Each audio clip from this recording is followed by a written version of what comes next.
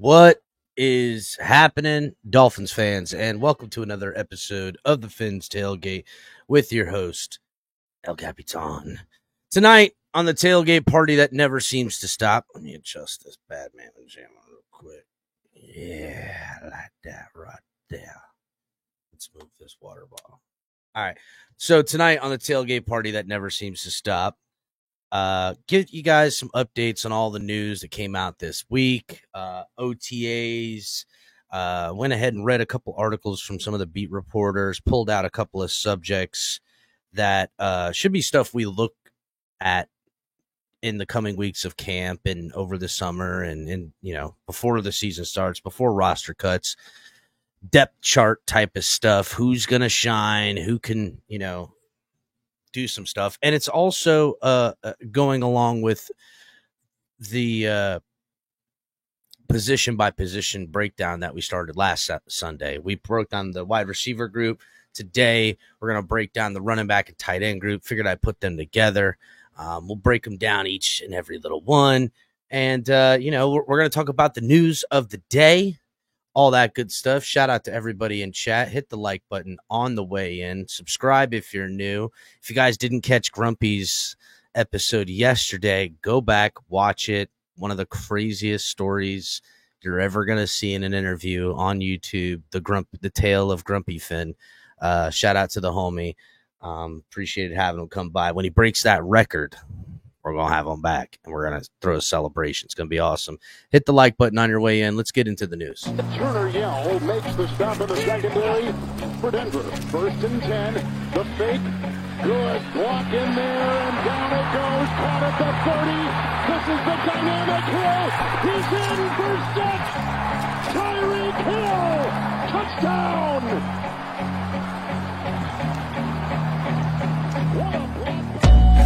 Into your hands a plan, your own hands can land your own brand. And damn, I feel like no one takes accountability. They want the credibility, convincingly unwilling to put in the hours it takes to get some power. Don't be f***ing sour, take a cold shower, scream until you're louder, work until you're prouder, and f*** all the doubters, they're just your downers. I swear to God they all let me down. I always fought just to wear the crown. I'm off, it's these fucking clowns who were all taught they deserve it now. It's only worth it if you work for it. Yes, welcome to another episode of the Fins Tailgate with your host, El Capitan. So yeah, guys, we'll get to position breakdown. We're going to get into the news of the day. We're going to get caught up on all the stuff that happened this week. All that good stuff. Shout out to everybody in chat. Ryan AP in here first. Dolphinier. Jamie, what's happening? Hit the like button, guys. Michael K. Go Rangers. Michael K says, yes, the Rangers did go up in the series 2-1 with an overtime victory of 5-4. Blind Nut finds a squirrel. I mean, this Panthers team to me finally looks tough enough for the show. So we'll see how that series goes on. Maybe we'll talk about that in a different episode. And then Duke in the building. What's up, Duke? Hit the like button. Salute. Raph, what's going on? I see you, buddy. So yeah, guys, let's go through a bit of the news, right? And we're gonna start, as best we can chronologically. Something we haven't talked a lot about, I know the other episodes have, but I haven't been on to talk about it. But CBS, right? CBS has chosen violence with Dolphin fans as of recent. I don't know why. It was them that put out the story that was like, Tua's not showing up to camp because of contract disputes. We went into all the stuff to talk about that, right? We were like, well, he's not going to come in because of contract disputes. Is it that crazy to think that he wouldn't come in? Was he originally never going to be there Monday and Tuesday of OTAs because of the golf charity thing? And now this report comes out and he was threatened by it and blah, blah, blah. Was it Athletes First that fed this story to the media and CBS in particular to put some form of political pressure on the Dolphins? We went into all that stuff, right? But they also, like a week ago, put out something else that had I mean, okay, here it is. I'm just going to read it real quick. CBS Sports has named Miami Dolphins the best landing spot for free agent quarterback Ryan Tannehill. Ryan Tannehill. Now, listen, I don't hate Ryan Tannehill, right? But does anyone want to see him back here in a Miami Dolphins jersey backing up Tua Tagovailoa? I'm asking. Does anyone really want to see that show? I mean, is he better than Mike White? Debatable at this point in his career. I would much rather have the backup spots reserved for younger guys with upside than a aging, didn't work out in Miami Ryan Tannehill. I don't think anybody wants to see that. Why is CBS Sports putting this into the ether out here like that? Why is CBS Sports trolling the Dolphin fans? What's going on over at CBS Sports as of recent? What's going on with these guys? Are they just trying to piss us off? Is this like a thing they got going on right now? Like, hey, what's gonna drive Dolphin fans crazy now? Is that what they're doing?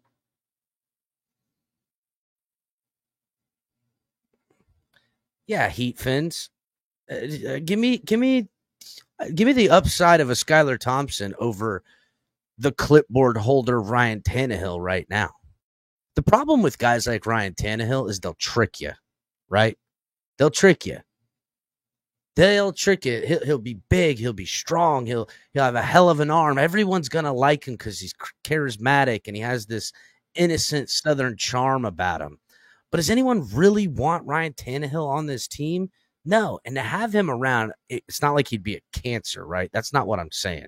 He wouldn't be a guy to make waves.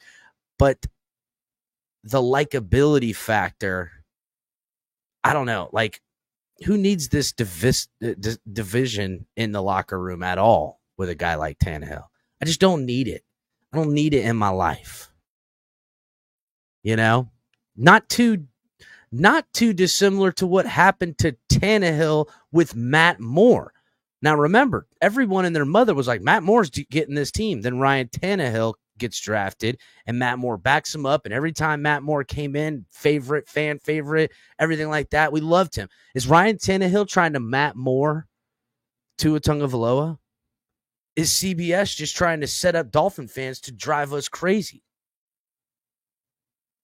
I know that, Cap. I know there is other people in the fan base that are definitely on board with Ryan Tannehill, and I'm sure their heart is in the right place. I'm just thinking of the world of a Miami Dolphins fan, right? And how that would affect me and how it would go. All of us saying, come home, Ryan. It's, it didn't work out for us. We dated, but we can still be friends. I got married. You got married. Well, let's be platonic friends now. That just ain't going to work, bro. It don't work in life, and it ain't going to work in football. It's not. And if you think it is, your heart's probably in the right place. But when she's sending you late night texts, hey, you still up? What you doing? Why are you hitting me up? My wife is going to see this text message. I'm going to get in trouble. Oh, I'm sorry. Hey, can we meet for coffee? You see what I'm saying? This is a slippery slope, Dolphin fans. Slippery slope. Because all it's going to take is one bad hair day and a bitch attitude from the missus for this one to have been waiting in the wings, sending you sweet love letters all the time, talking about the good old days, for you to have coffee and slip up, and now your marriage is on the rocks. Now you're in the divorce court with fucking attorneys. We don't need this. We don't need this. Get Ryan Tannehill's punk ass up out of here. I don't want it. I don't want it. What is this nonsense? Dolphins fans need to wake up. Shit's only been running smooth because for some reason we ain't been tripping all over ourselves as of late. Still having some injury problems. Still having some leadership problems. I know they don't talk about it, but there's obvious leadership problems in this football team. I've talked plenty about it. And if you don't believe me, look at the end of the last two seasons. Because when the going gets tough and the Dolphins need a leader to step up, no one stepped up. I'm calling it like it is, not like how I want it to be. Now, that could change this year. But having us go through, divorce court with Judge Judy up here with Ryan Tannehill and fucking Tua Tagovailoa on this fan base. I don't need it in my life. And I'm sorry, but if the Dolphins even brought Tannehill around just to come by and check out the new house, I want to introduce you to my because right now the Dolphins with Tua, the bottom line is this: the Dolphins and Tua are not married right now. They're dating very seriously, and there's been a promise ring. There hasn't been an engagement ring, but there has been a promise ring given to Tua Tagovailoa. You shouldn't bring around any of your past loves. An ex you run into, fine, but don't bring the one you had a fucking, you started a life with. You guys had a place, you got a dog, you know what I'm saying? You had some animals that were your children, you know what I'm saying? You had that whole thing go on. Don't bring that around while you got the promise ring to one, because the promise ring ain't the engagement ring. And Tua knows it. Why do you think him and his whole camp is like, yo, this ain't even an engagement ring. There's no diamond in this. Where's my diamond? They want to get engaged and get married. Maybe if you were married, Dolphins were married with Tua, maybe then you could bring around a Ryan Tannehill. But even then, like, who needs that nonsense? You're not going to, and now that we're getting back to the reality of the situation, Tua not signed on the 5th year deal of his contract, and you bring in Ryan Tannehill, how is your bride-to-be Tua Tagovailoa and her friends supposed to feel about that? The only way it looks like is that promise ring is not a real promise. That engagement ring and marriage ain't coming. Or at least you got some past issues you need to deal with, right? There's some feelings that I have from previous relationships. I don't know if I'm ready to give up my nice car and not putting gel in my hair and going out to the club on a Friday and Saturday night just yet, and wake up and go shopping at Whole Foods with you on a Saturday. You know what I'm saying? I don't know if I want to give up hanging out with the boys and shooting pool and chasing tail up and down these streets, dancing till fucking 2:00 in the morning. I don't know if I want to, get a dog with you.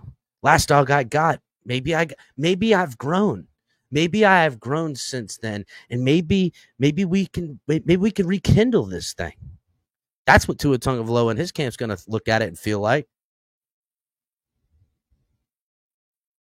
That's what they feel like. That's what it is. That's what it's finna be. And that's the truth. So if they go ahead and bring them up, oh, what's up, Ali? Come on up here, Ali. You ain't gotta text me. If they don't commit to Tua, and they're even considering having Ryan Tannehill come to the house, that's a bad sign for Tua Tagovailoa. And if Ryan Tannehill even comes to the building, that's pressure on him and his camp. To me, that is a tactic that is purposeful. And if they sign him, to me, that's even worse. Like, holy shit, they're it's not no bueno. What do you think, Ali? Well, I agree completely with you. It's gonna be no bueno, no matter what. I mean, I like the analogies you were giving. Could you imagine Chris Greer bringing in his ex-girlfriend to his engagement party? I'm sorry, that ain't happening. every guy, whether you have a girlfriend, and ladies too, right? You're not, and ladies do this plenty. You're dating a girl, right? And she's still best friends with one of her exes. You know that this relationship you have with her is probably not going anywhere, right?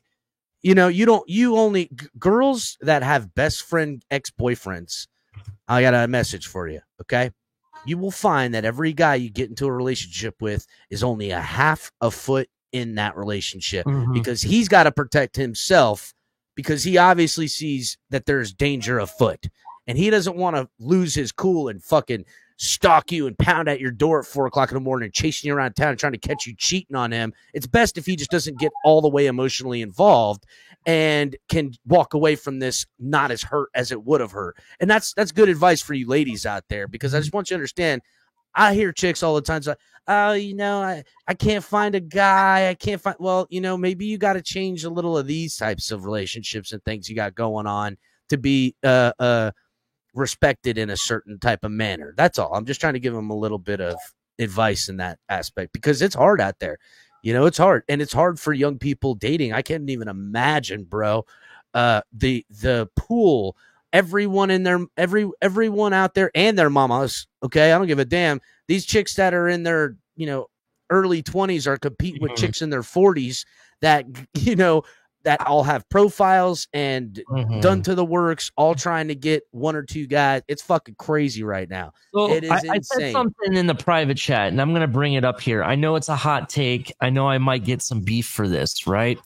But why would we bring Ryan Tannehill in when all of the issues that the critics have with Tua, really, Ryan Tannehill had those same exact problems? Can't throw the deep ball, right? We heard that all along, right? Too many interceptions. That's incorrect, Ali. What do you mean? Sorry to interrupt. I got to correct you on that. It wasn't that he can't throw the deep ball. It's that he would not do it. Well, same thing. If you can't, if you're not willing to do it, you can't do it. So, I mean, I hear what you're saying, but regardless is that he had problems with the deep ball, right? Had problems in the pocket because he freaked out and would take the sack every freaking time, right? No, he had zero pocket awareness, right? And look, here's the sale, though. They would never, it would never be the sale that he's here to replace Tua, but it would be underlined the whole time, right? It would be the easy transition for a lot of haters and people in the fan base and all of whatever to say, well, if it doesn't work out with the promise ring Tua, we can always at least not have to be single and smash the X for a little while till we find the next best thing. And that's the problem.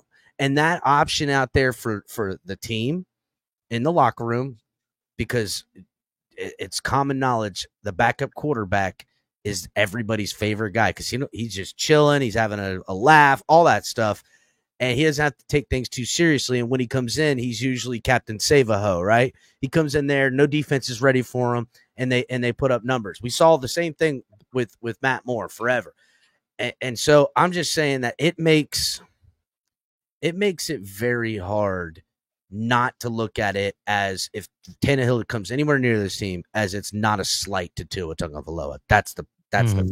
It is a slight. I mean, it is, bro. There's no question about it. I think that you guys have a great point there. I just had a quick question. I'm just woke up. I'm just playing on Buzzman for right now. Sorry to be popping in like this. You're good, Color. Dude, okay, you crop dusted on me. I'm not very happy about that. Can I crop dust back? Sure. You always can jump, paratroop in, man. Whatever you got to do, I'm just kidding. Keep going, bro. But what I was thinking was, like, you guys just mentioned the optics, we'll call them, of that have been going on since the beginning, and I just sat there in a space, whether YouTube or Twitter, I can't remember, and I had to, like, it was like a Spanish Inquisition for me to have to explain to the space why I thought there were politics involved with our quarterback moves when it comes to not giving Skyler opportunities and all this other stuff. And I had to, like, dance and use semantics just to not get, like, rolled over because of my opinion on it. But you guys just said the same exact thing. Well, but we're saying it from the other angle, though, Color. No, I mean, I'm not saying you guys were the ones rolling me. I'm saying that it is clear. I don't know where we've gotten to a point after 4 seasons that all of a sudden that all didn't happen and wasn't a reality. Why was I even having to explain why it was an outrageous or odd take to make? They were acting like it was crazy. And Well, they Color, wanting me if to the statement is explain still why true. I thought it was political in the, and I even broke it down. Well, it's not anymore, but it was. No, it still is. I just didn't want to like spend the energy that day. You know what I Color, mean? But I still need to this explain why exact I thought it scenario was that you're political. talking about is applied to Ryan Tannehill. You don't bring him in because of the political move it is to put pressure on Tua. It is a I'm political just saying move. that's the reason we haven't brought any competition in 4 seasons, and people want to stick Agreed. their heads in the Well, they're dirt wrong. and imagine They're it wrong. was for some other reason. They're wrong because now you can say with a certainty the team has looked for other options the first 3 years. I tried to use that as my evidence, and they But heads in the dirt, bro. But politically, they have chosen to the Dolphins these first couple years, and this is what I want people to remember. They forget, dude. They forget that because of this past 2 years. They forget Chris Greer's running this thing. Okay, Stephen Ross is co-signing everything he's got, and they play dirty. They play dirty. And you guys, if I don't think Ryan Tannehill is coming, that's a fact. I think this is all hoopla. I think they probably put it out there for the political part that we can get into at another time. But don't think the Dolphins aren't. I mean, dude, they're playing a whole different 4D chess with all this shit. Haven't they been clear? Have they ever had a problem coming whenever there's a rumor like this or rigmarole in the fan base like this? Have they ever had a problem coming out and saying exactly what the Tua fans want to hear? Have they ever had a problem coming out saying Tua's our guy? We believe in Tua. This Tannehill story hasn't taken been going on now for 4 or 5 days, and we haven't heard nobody say, "Bro, we're not going after Tannehill. Y'all stop." Well, it didn't catch fire. They said we're not adding any more players. McDaniel was willing to say that. Why not just come out and say, "Yo, you all are pipe dreaming on Tannehill. He wasn't even on our radar." I don't think it has the fire outside the fan base to demand an answer from Mike McDaniel about Tannehill right now. But when it comes to the optics on Tua, they're quick to tell us all how much they believe in him. Yeah, but also they talk out of both sides of their mouth. I know. That's what I'm trying to say. That's what I'm trying to show evidence of. And all's the evidence that's coming out from Tua's camp. I don't give a shit what anybody says. It's Tua's camp leaking the stuff right now, and it has been for some time. And shout out to Tua and his camp because they've done a good what do they call it? Cold War of information backlash and getting up the fan base and juicing them up. One of the best. It was an art form. I don't know if we'll ever see it ever again done as great as Tua Tagovailoa and his people have done it, because I'll tell you what, they've done a great job representing who they represent in this Cold War behind the scenes with all the bullshit. But I will say this real quick, Color. Let me just land. It's them leaking out this stuff, and the only solid information we're getting that is continuous to come out is that this deal didn't work out, they're far off, and the next deal didn't work out, they're still way far off, and that their representative company is not, saying yes without saying no. You know what I'm saying? And they are making it clear they are not happy with the contract, how it looks, and what they want, and it does not look like it's any closer to being figured out. From the beginning of offseason to today, they are still a mile off right now. Now, whether that gap will close and we'll have something figured out between then, I don't know. But it is very convenient for a Ryan Tannehill CBS story to come out as a shake in the mix, too. And everything is done for a purpose with this franchise, especially when it comes to shit like this. Agreed. My point really is also that a lot of the people that, and I'm not talking about Alabama Tuaneers. Put them aside. They're a new phenomenon altogether, okay? Mm-hmm. I'm talking about the Dolphin fans that agree with me on almost everything, but they don't want to let Tua go. That's the Dolphin fan that I'm specifically talking about right now. Those are all the same people that dragged me for hating on Tannehill for his entire career, that told me All we needed to do was build a team like we have now. All the same things they say about Tua. Just give him this. Just give him that. We have given it all to Tua, and now we have the team that all of those same people said we needed to give Tannehill. So what is the problem if Tannehill has to come in? There shouldn't be any problem from anybody. I have a problem with it, Color. Well, I do too, but I'm just saying. After what I went through for 7 years with Tannehill, arguing with these people, we've had the same arguments with the same people about Tua for 4 years. Guess what? You're going to like Ryan Tannehill if he has to come in, and I'm going to make you like him.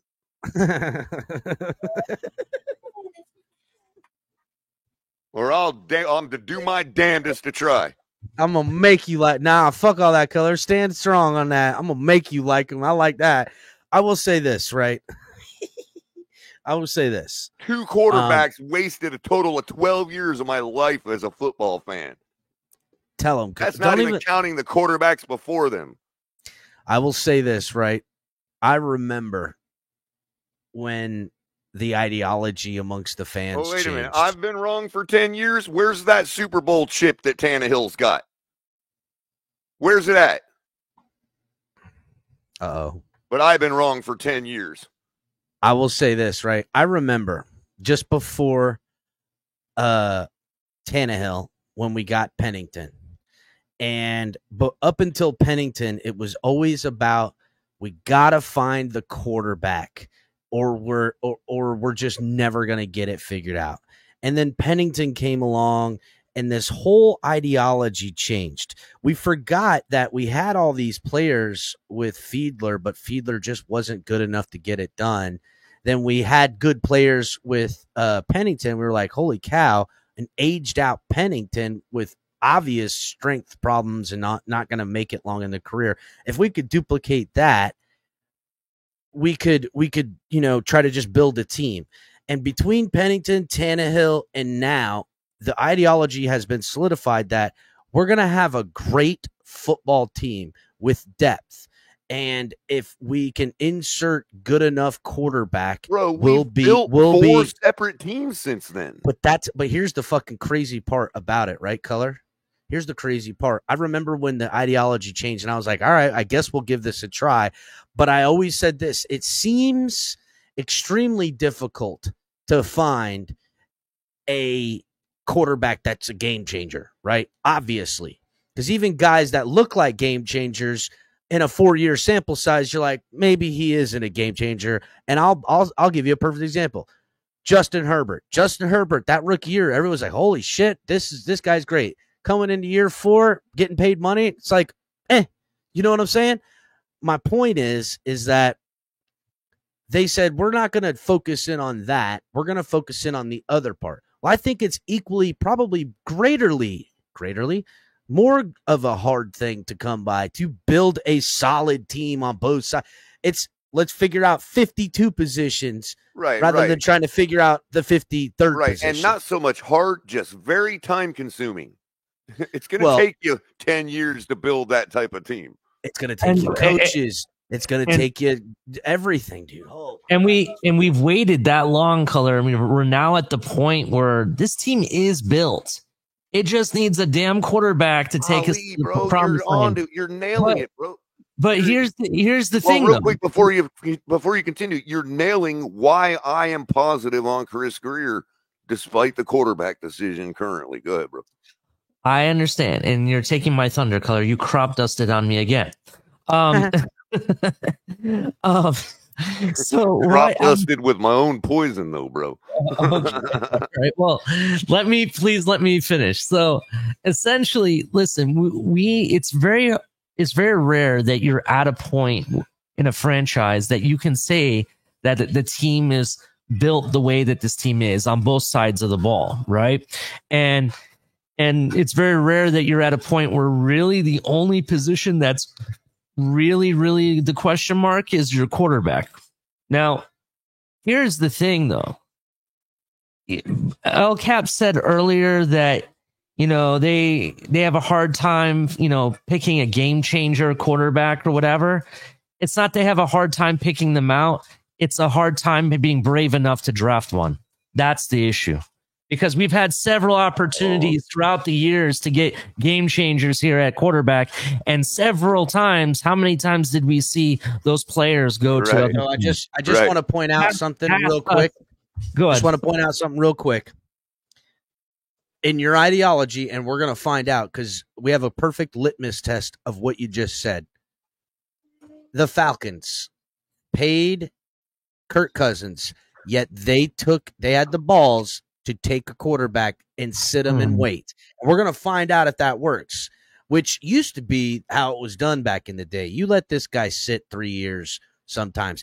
Patrick Mahomes sat his rookie year, people. Mhm. It really works. Since he's been the starter, you don't remember a life without him. But he Aaron sat Rodgers- every game but the last game for the finals. Aaron Rodgers. Let's not forget Aaron about Rodgers. The greats sit. Tom Brady sat. He sat.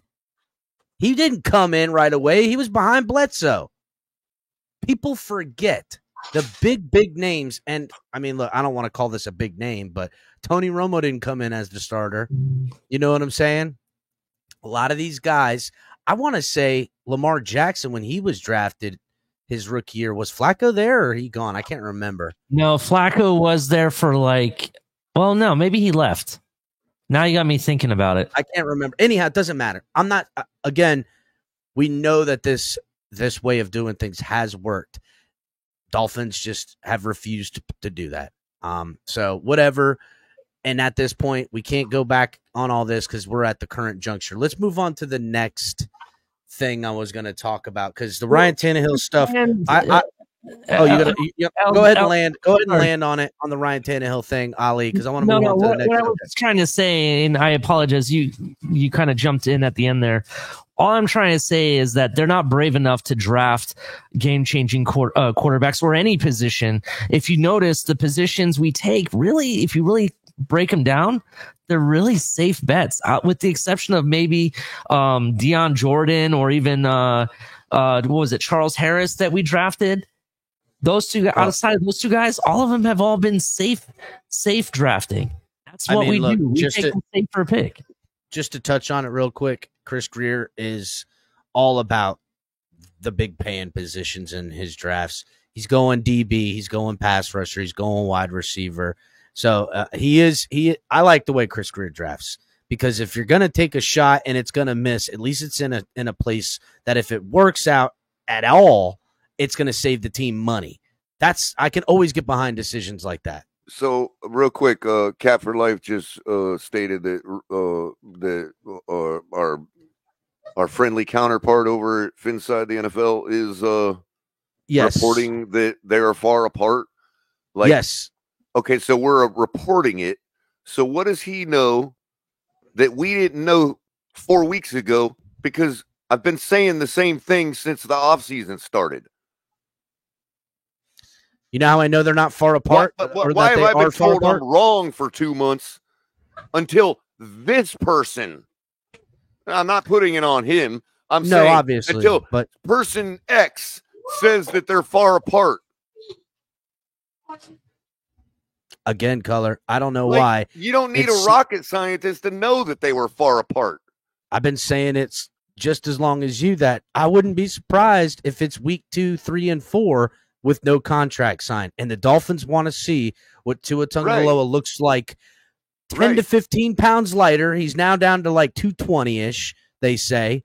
And also with this quarterback 360 or whatever the fuck he's doing on the East Coast or the West Coast, they want to see 3D. Yeah, thank you.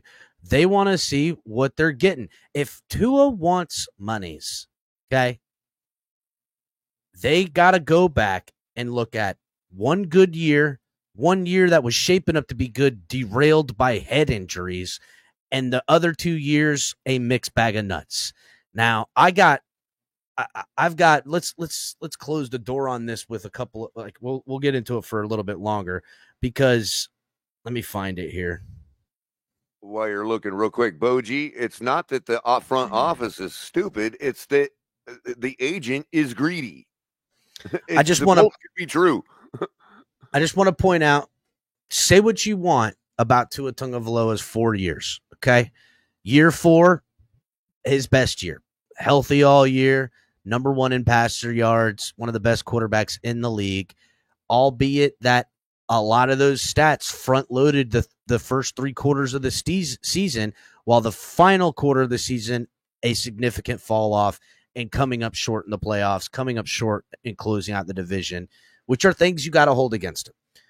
Year 3 had the same similar trajectory that he did in year 4, but derailed with multiple. He had 3 concussions his 3rd year. The 3rd one finally taking him out where the Dolphins just packed it in. And that was the end of the season pretty much. Skylar Thompson did what he could. I thought it was all right from play by him, but the team really wasn't going anywhere without Tua. The first 2 years, the Brian Flores years, you could say what you want about Brian Flores. Didn't believe in him. The team didn't believe in him. They were searching for other quarterbacks those first years. Drafted him, came in probably a little bit more atrophy, weaker and smaller than they thought. And from the injury with the hip, COVID year, couldn't do their due diligence. I think a lot of people weren't feeling very good about it in the building. Probably a lot of them are gone. Brian Flores being number 1. But I just want to point out, in those first 2 years, the weapons that Tua had at wide receiver and at running back. And I'm just going to point them out real quick, okay? We got Mac Hollins, who's the only wide receiver still left in the NFL on the Bills right now. You got Lynn Bowden Jr. out of the league. Isaiah Ford, Kurt Merritt, Malcolm Perry, Jakeem Grant, Antonio Callaway, Preston Williams, Albert Wilson, Devontae Parker, who just retired. All of those players do not play wide receiver anymore. Only Mac Hollins does, and he's probably going to be wide receiver 3 on the Bills, which, hey, whatever, good for Mac Hollins. As far as the running back group goes, okay, Myles Gaskin, not on a 53-man roster. Phillip Lindsay, Duke Johnson, Jordan Howard, all not in the NFL right now. DeAndre Washington, Malcolm Brown, Jared Dokes, all still not in the league. Patrick Laird is on the practice squad for Tampa Bay, but I don't think he's on their roster. And the last one who still is on this team right now is Salvon Ahmed. Those were his running backs. Those were his wide receivers. Team has made a complete overhaul and shift from the first 2 years to the last 2. So if the Dolphins are sitting down at the negotiation table and being fair with Tua, they're only going to measure him off the last 2 years of what he's been doing. And one of those 2 years was put down by injury, right? And the other year they came up short and lost in big games. So it's not out of the realm of possibility for them to want to get as much of the 5th year season to see what Tua's going to be, to pay him the money that he's asking for. Right. They have a number. They have a number. It'd be no different than a 2nd or 3rd round quarterback in his 4th season. It'd be no different. It's no different. It's like, listen, Tua, we'll give you the first 2 years. Weapons suck. Coach is gone. We fucked up looking, in the dating pool on Plenty of Fish and Tinder and all that bullshit while you were, in the kitchen making fucking popcorn. I was swiping right. Okay.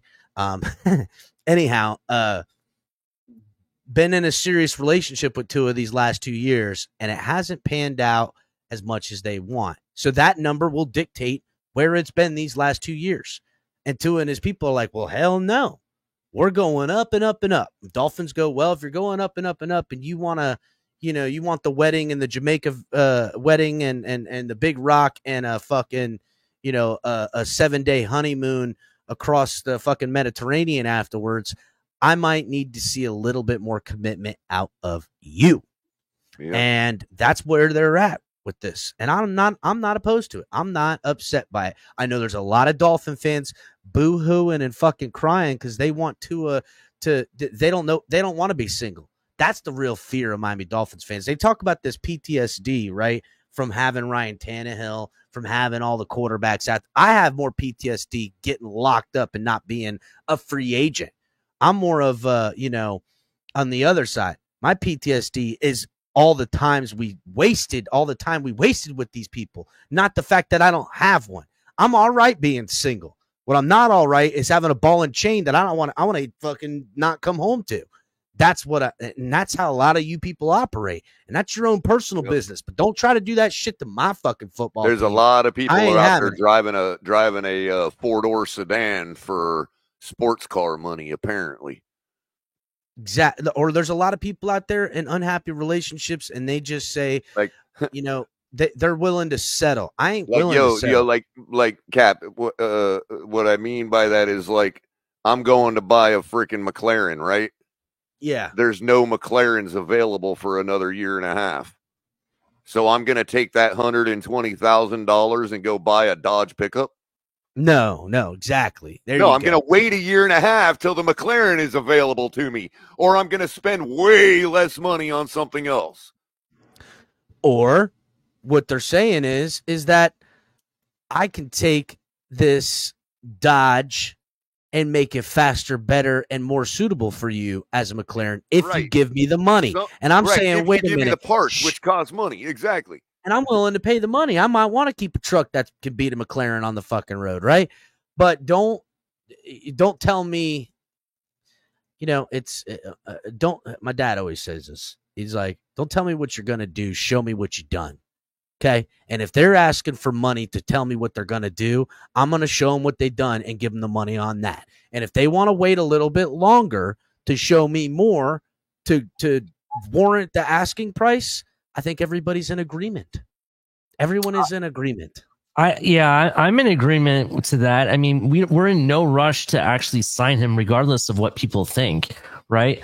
And in addition to that, I think that is maybe the better option. If we really are trying to save some money, possibly before we really go all in, then we wait and let and I'm going to use a car analogy. Let the car go to the tuner shop to get its upgrades and be retuned, and then come back and show me, and let's see what happens. Because that's what he's doing. He's going to a QB school. Let's see what he takes away from that. You know what I mean? He may take something away that leads us to the promised land. But then again, you know, I get what you're saying. At this point, to be honest, bro, I think it's just a matter of everybody's just kind of over it and wants it to be done. But I don't know. And in that point, Ali, here's the analogy for my McLaren. Hey, we got this. You know, you can wait a year and a half for a brand new McLaren for your $120,000, or we can give you this one that's that needs an oil change for the same $20,000. I don't want to say like that. Like, look, Tua might be the McLaren, right? But again, I want to test drive this bitch. You know what I'm saying? And that's really where the Dolphins are. I'm not upset the Dolphins are playing safe on signing the next 4 years of their lives. In my life, I'm not upset with that. Again, and I've said this 1,000 times, the only way the Dolphins can lose this, well, there's two ways, right? Tua balls out and prices him out, and he goes and balls out somewhere else. That's the Dolphins' ultimate fear. That's Dolphin fans' ultimate fear. But they could also, everybody loses where they sign him for too much money and he doesn't prove. And this year comes and goes, and next year in the middle of the season, everyone's like, oh shit, we fucked up big time. And now the great reset comes, and now we're in for another 10 years of fucking mediocrity, blowing it up, rebuilding it, the new fucking owner. I mean, you got Dolphin fans need to understand how close we are to an absolute slipperiest of slopes. And they're acting like they are, and I like that. They see the forest through the trees with the future. If they sign, that's why they get paid the big bucks, Capitan. They have to, bro. They have to, because Chris Grier and everyone else like him outside of the owner, his jobs are on the line. If they sign this young man to $45 million a year with a $225+ million contract, eating up 25%, 22% of their cap every year for the next 3 years, and it doesn't work, you're done. Everyone's done, because the only way out of a lot of situations like that is to wipe the slate clean. Yep. And as many people that make an appeal to authority, guess what? It's my turn. I'm going to make an appeal to authority. If You know, if y'all think you're smarter than Chris Greer, then go take his job and sign Tua. I mean, the guy has never shown. He let Lamar Jackson walk by him for less money than everybody's expecting us to pay Tua. Well, plus 2 first-round draft picks, Color. Yeah, well, yeah, because he's a known commodity. I got you, but I'm draft just saying. Draft picks mean nothing when you're dealing with a known commodity. Agreed, and I understand what you're saying. I would imagine that if I'm smart, I'm measuring up the successes of Lamar Jackson along with the successes of Jared Goff in these latest contracts and putting them up to the successes of Tua, allowing his team to project the successes, and let's find a medium ground. Right, and why, again, what team that has won a Super Bowl in the last 15 to 20 years has done that? Which one of them have said, you know, we're sure this guy's going to be worth $50 million. We're only paying him 20 now. We have no reason in the world to give him an extra 30, but we just know he's going to be worth that extra 30 next year. So let's do it now. Well, nobody's ever done that. Teams have done it, and look what happened. Yes, and those teams suck. Those teams lose their coaches, they lose their GMs, they lose their players, and then they hopefully in like year 2 or 3, either they move off the quarterback that was paid or they finally figured out where they fucked up. Those teams go 0-16. They do. Those teams hire baseball general managers to run their metrics department for football. That's what those teams do.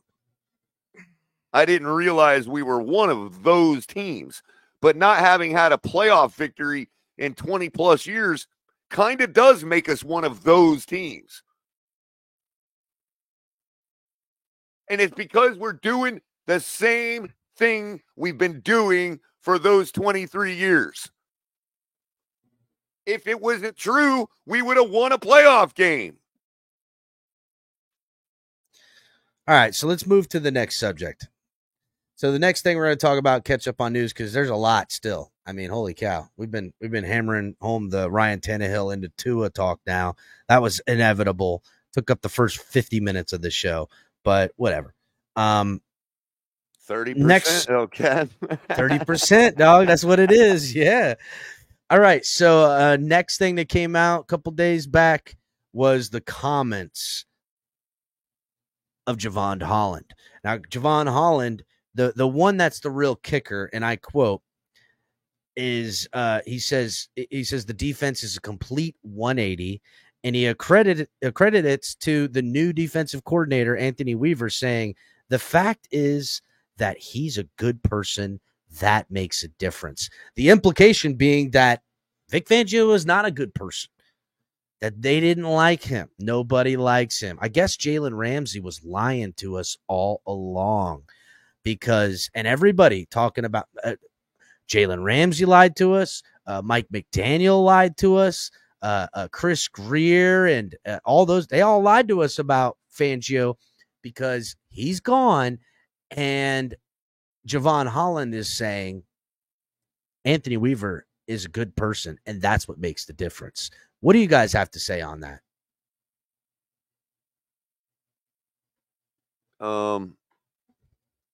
I guess we just have to always believe them when they're saying positive things about people in the building. Well, I mean, yeah, Anthony Weaver, a great person, apparently. I have a hot take on this. And they all know him. They all grew up with him, right? They know everything about him. They met his mom, his kids, went to the neighborhood he grew up in, understand his humble beginnings. They know everything. Go ahead. I need Lewis up here for my hot take because me and him have had conversations about this. I don't know where Lewis is at. It's text all him, good. Ollie. Text his ass, Ollie. Well, I don't think the Panthers did all that well today. He might be reeling a little bit. He's not a Panthers fan. He's a Lightning fan. Yeah, he's a Lightning fan. He's been championing the Cats all year, man. Yeah, just because it's a Florida team, obviously. I already talked to him. He doesn't care. Anyway, that being said, all right. That being said, Shut it down with facts, Ollie. Thanks, man. Cooked. Color cooked. Just somehow, according to Michael K. So I'm just kidding, Color. I love you. Anyway, that being said, my hot take is that it's kind of sad, but they kind of brought the reverse Mike McDaniel to this team, right? The guy is really nice. You know, they talk about his family and everything. If you really break it down, Coach Weaver is basically Mike McDaniel, but the defensive version of him. And the reason I say that is he's a people's coach. He's a nice guy. He has this likability to him. Do you understand? He has a way to talk to the players the way that they like. Like, for example, Jevon Holland, you know, and the reason I brought up Lewis is the fact that we've been on this thing where we're saying that mentally certain players on this defense and on this team are soft, right? Brought in a Mike McDaniel to rebuild confidence and stuff. All of that has to do with mentality, right? And you look at what Weaver is doing, you're bringing him in. I'm hearing similar things of what we heard about Mike McDaniel in when he first came. You know, he's going to come and fix the defense. He's going to come and, you know, he's a guru. Is he a whisperer? A whisperer. I've heard that he talks to them the way that they want to be talked to and respects the players and all these different things, right? And look at how he's always smiling. I don't think they have a picture where he's not smiling. You know what I mean? I'm just wondering, is he going to actually make a 60-hour tape of Jevon Holland highlight reel and have him watch it? That's my question. Does Jevon Holland need the ego boost? I don't think so. I don't know, bro. I don't know, man. I mean, he's busy kicking rocks, so I have no idea what he needs. But the reality for me is that it just seems like, you know, we tried it with the drill sergeant style of coach. It didn't work. And now we have the Mike McDaniel version. I keep referring to Mike McDaniel because he's that nice guy.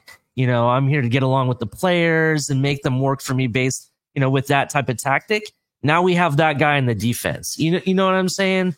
That's how I see it. And I know people may disagree with me, but I do think some players are mentally soft on this team.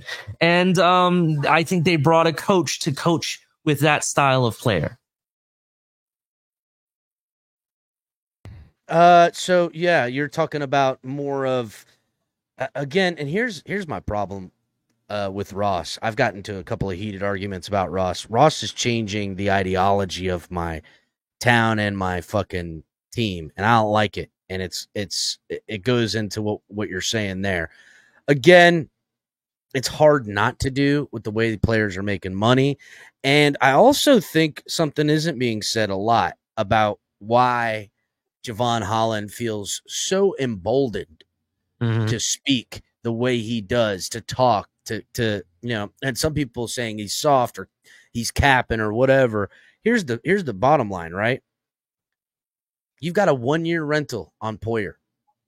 Poyer is 33 years old. This is his 12th year in the NFL. There is no future with him. Jevon Holland, 24 years old, coming into his 4th year, has some injury concerns. But after that, it's a bunch of nobodies. You got Campbell, who can play a little bit of safety. We got Nick Needham that can play a little bit of safety. But other than that, and we're going to do a position breakdown of the corners and safeties probably next week, there's just rookies on this team. So it's time for him and his personal business to take action in that way, right? And I understand that. But dang, right? Dang. He's been not shy about wanting the bag, about how he feels about the last coach. Now, here's the thing. If Poyer comes in here, and there's a lot of talk about how Poyer can help Jevon Holland. Poyer got to play for Poyer, right?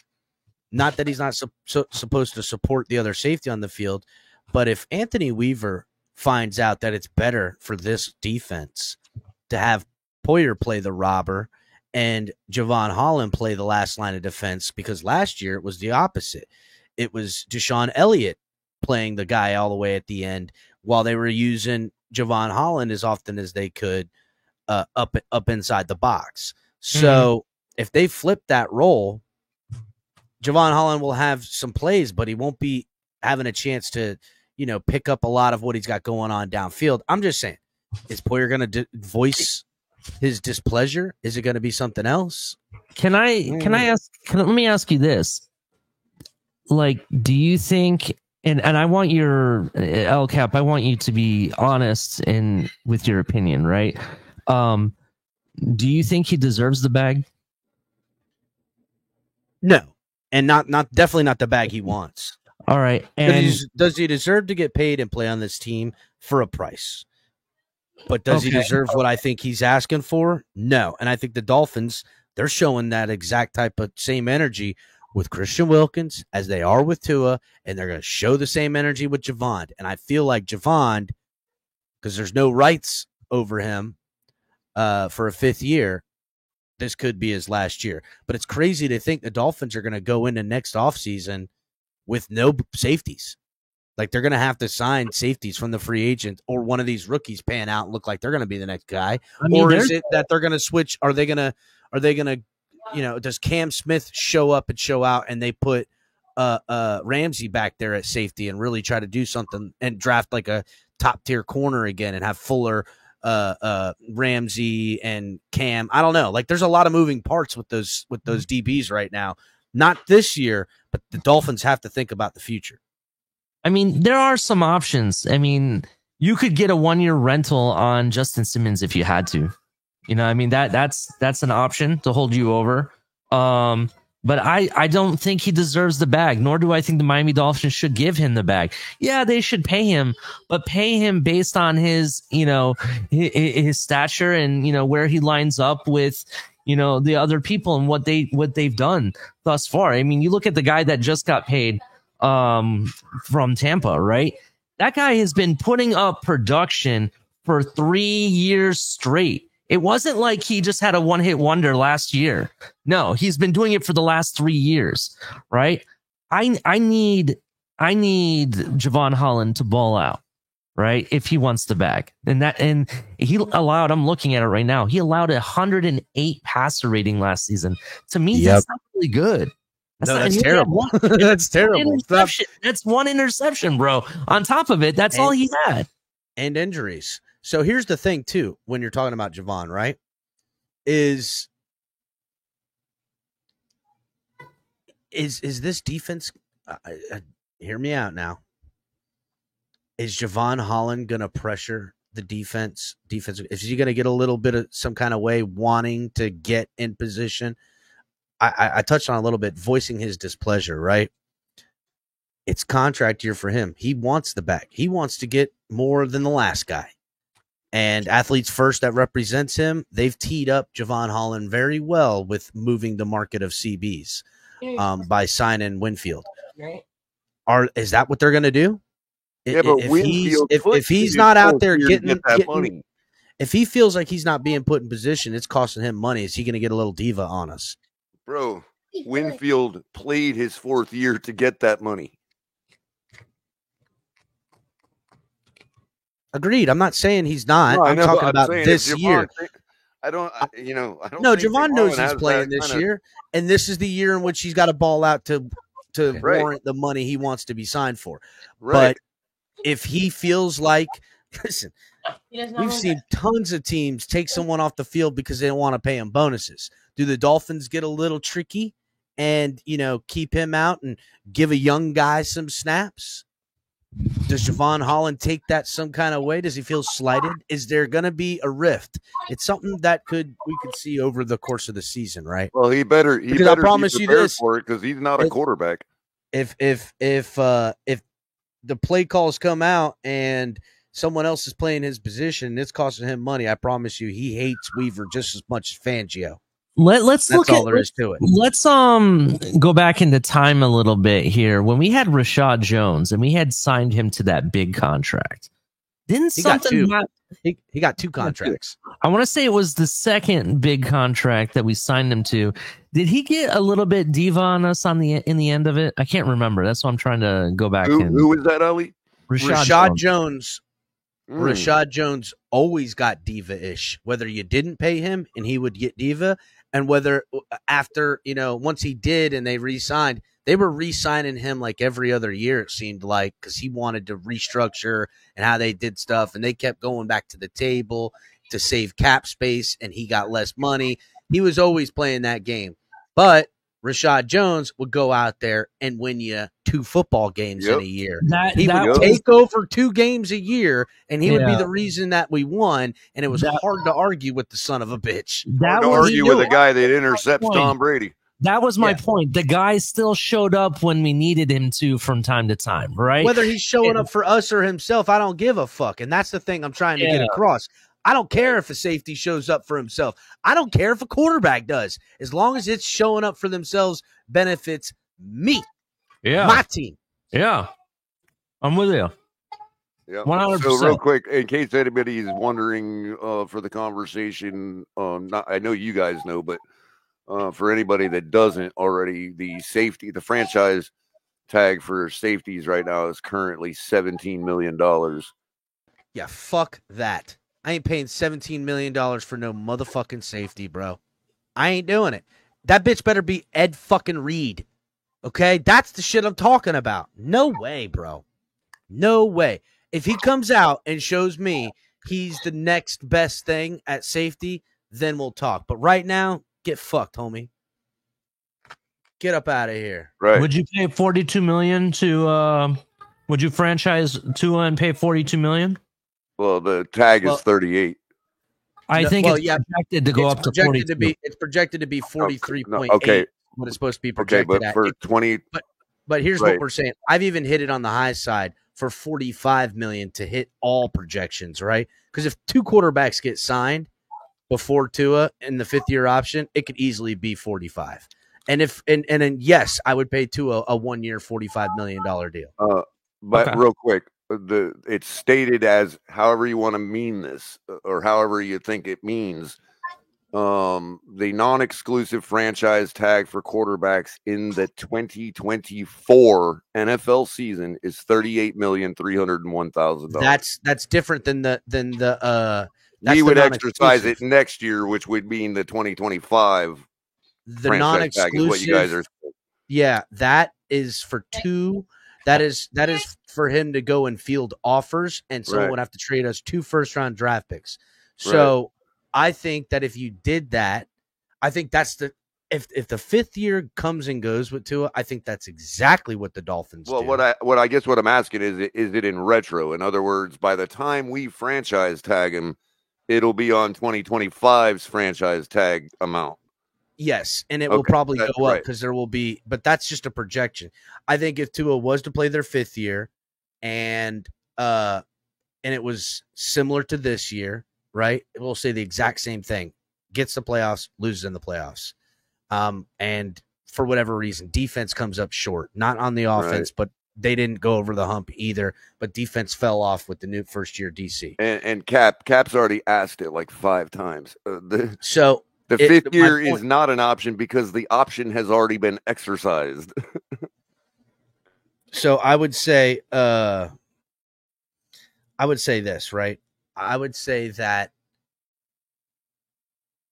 the Dolphins and Tua, say if this was the franchise year, they would franchise him for the lower of the 2 with intent of signing him, right? They would say, look, if a team's willing to offer you the moon and the stars and trade 2 picks for you, we'll pay that. But it'll also let Tua and his people get out there on the open market, ipso facto free agent, to see what they can bring to the Dolphins and say, match this.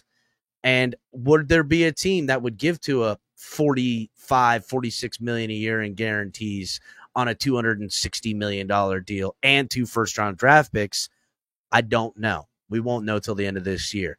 But that's really the question, right? Because anything short of what the Dolphins are willing to give, which is well short of what the Tua and his company is asking for, anything they could find to adjust those numbers, I think the Dolphins would probably go up and get there, as long as it's not, offer they can't refuse. So it's a lot to consider. I think he's signed before then, but that is an interesting. I'll tell you what, if he's not signed, next year's offseason is going to be lit. It's going to be fucking nuts. But yeah, Jevon Holland, I don't know what happens with him. It's an interesting situation with Jevon Holland.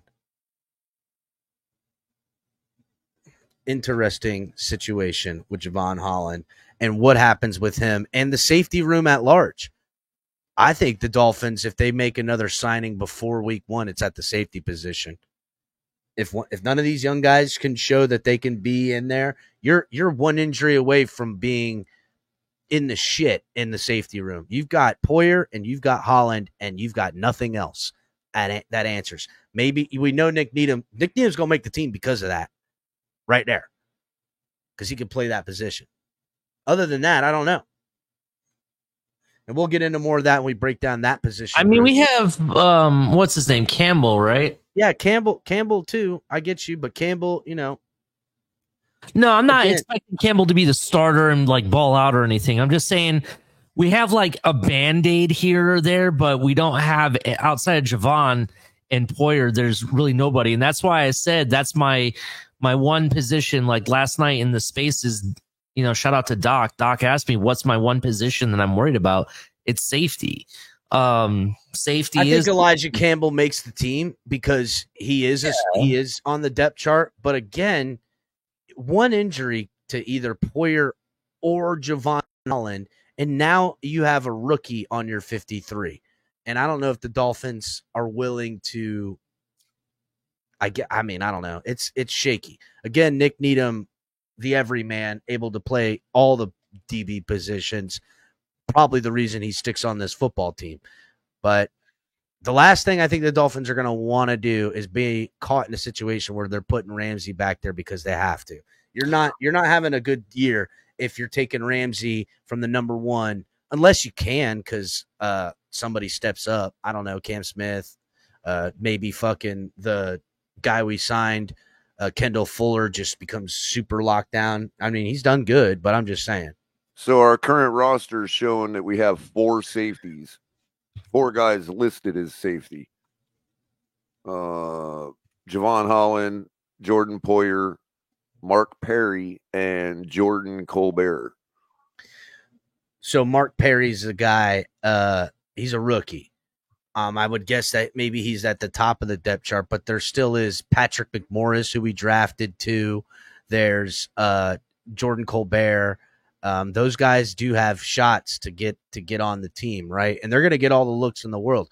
I like the so the I'm guy guessing Jordan everybody Colbert. That's already signed their contract is who will show up on the roster on our roster on the website. Well, this is for the 53, right?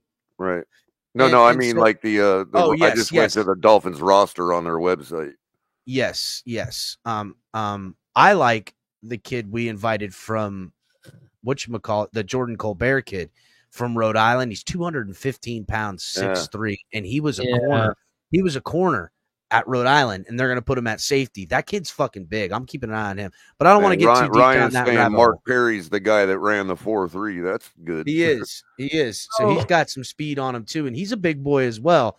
He's not no walk in the park. He's 6 foot 215 as well from TCU. Mark Perry probably is the front runner to make the team in the safety room as a rookie. Yeah. So I'm looking at. Perry sounds like a hell of a safety name too. Just saying. It does. Yeah. Well, I was going to say, first of all, just to answer your question about what you're looking at on the team website. Yeah, it's only going to show people that signed. All of our drafted rookies, they haven't signed yet. They probably won't until after. Like Colbert, apparently. Colbert is an undrafted person. That's why he was able to sign. Right, I got you. We got him from. I think they guarantee him 100,000 something stupid. It's something ridiculous. Right. They basically have to pay those guys up front to bring them on at all. Yeah. So, I got you. Exactly. So now here is some I was looking at. These are the available safeties as of today's date. Because I thought this one person I'm going to bring up had signed with the Ravens, but I guess that hasn't happened yet. Jamal Adams is available.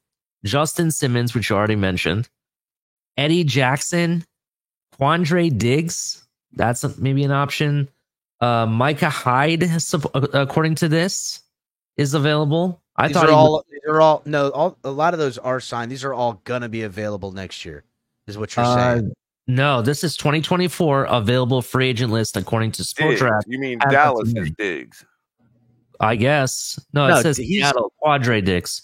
Oh, Quandre Diggs and Micah Hyde are definitely fucking signed, bro. I'm That says it's available. That's why I'm kind of thrown off. I don't know if this is up to date then. Let me go to a different site to compare because this is according to Spotrac. Well, easiest way to do it is just go to PRF, Ollie, and look up the player. If it shows him with a team, then he's signed. Okay. My guess would be that would, because they will take off the team on that website if they're a free agent. You know what I mean? Usually. I don't know how quick they do it, but yeah. Let me just look up Micah Hyde, for instance. Yeah, it does say it says for him. That's weird. Safety, and it does not show a team for him, so he is a free agent. It would say the Buffalo Bills or whoever right now. Yeah, it doesn't say a team. He's drafted by the Green Bay Packers in the 5th round. It does show his last team being Buffalo in 2023. Wow, yeah, Michael K confirms. Michael K confirms Micah Hyde lying around out there. Well, all right, well, hey, fuck. I would bring his ass here. You know what city Micah Hyde is from? Holy shit, I didn't know Ohio. this. Oh, somewhere in Ohio. Toledo, Ohio, where I was born, bro. Oh, Toledo? Don't buy into that Michael K crap. Come on. Oh my God. Toledo? He freaking, I guess somebody that didn't know how to say the word Toledo called it Toledo.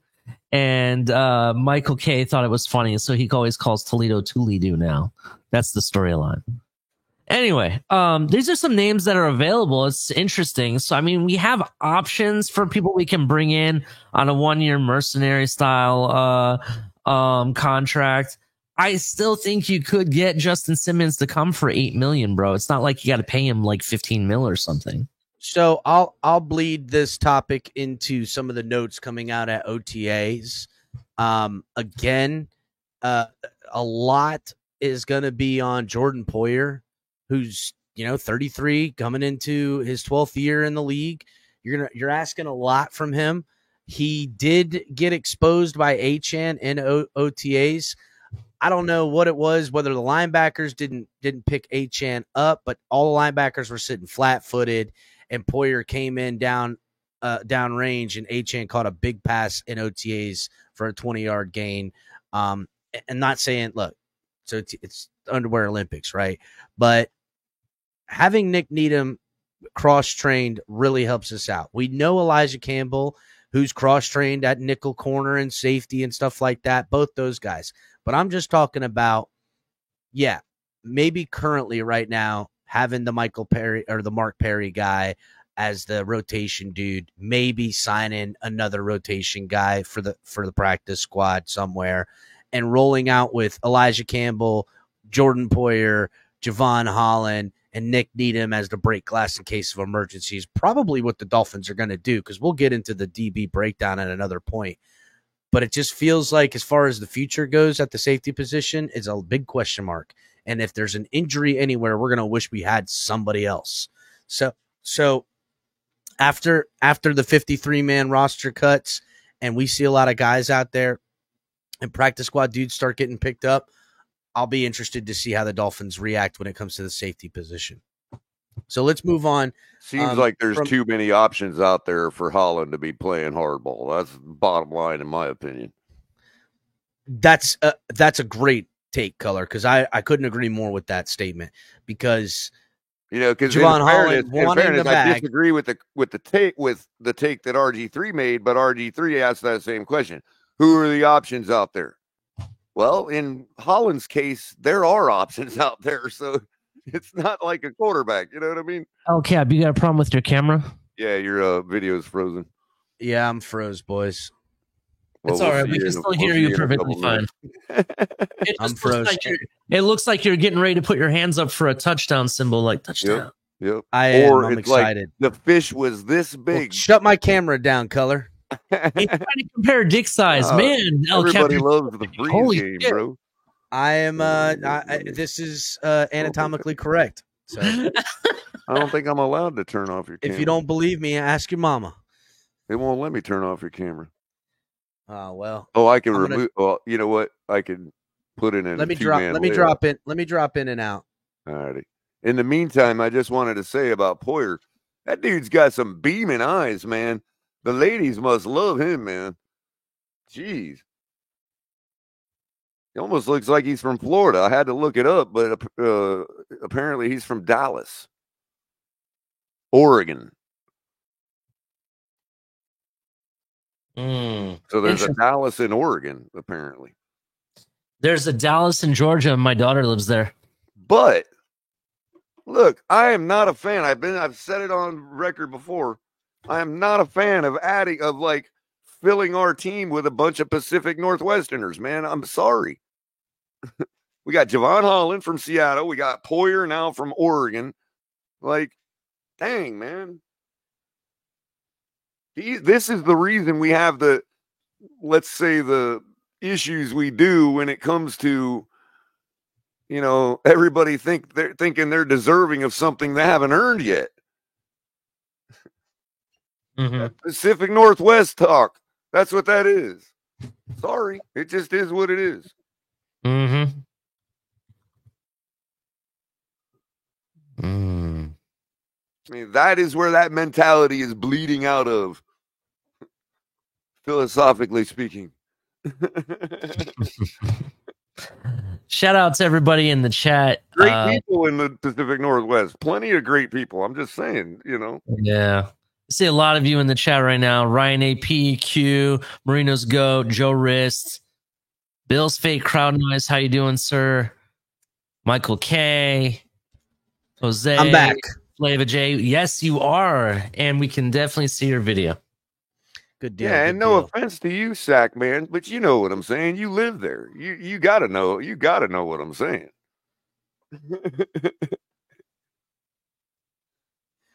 So let's go ahead and move on a little bit because I'm trying to go through like the week of notes and then also OTAs before we get on to the drill where we break down the tight ends and running backs, right? So let's get on to the next point. Some notes coming out here. Something to keep an eye on, right? And we talked about this, long before. Position groups, like coming into the draft, position groups that I had my eye on was interior defensive line, interior offensive line, and safety were positions that the Dolphins did not go to. They didn't. And so it seems as if they have other plans. They're going to shake out free agency. They're going to do this. I don't know. They bring in Aaron Brewer, right, from free agency. Now, he's been working on the sidelines with trainers. He is nursing a little something. That's not good considering we just signed this guy to be the backup or to be the starter. Backup in a pinch, I think we can all agree, is without a doubt Liam Eichenberg. Now, will Liam Eichenberg be the starting center? Interesting enough, right?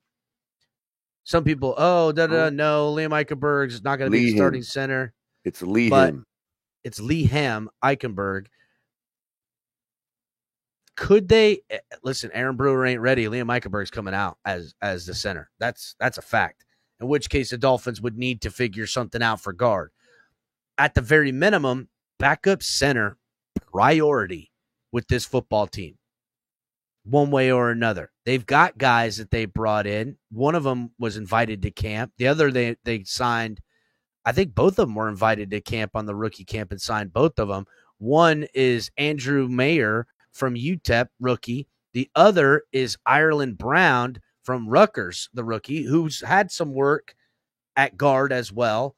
They feel very good about Ireland Brown. But again, when we break down the position group for the 53, I doubt either one of these guys will make the roster because Liam Eichenberg is there to fill in across all over the line.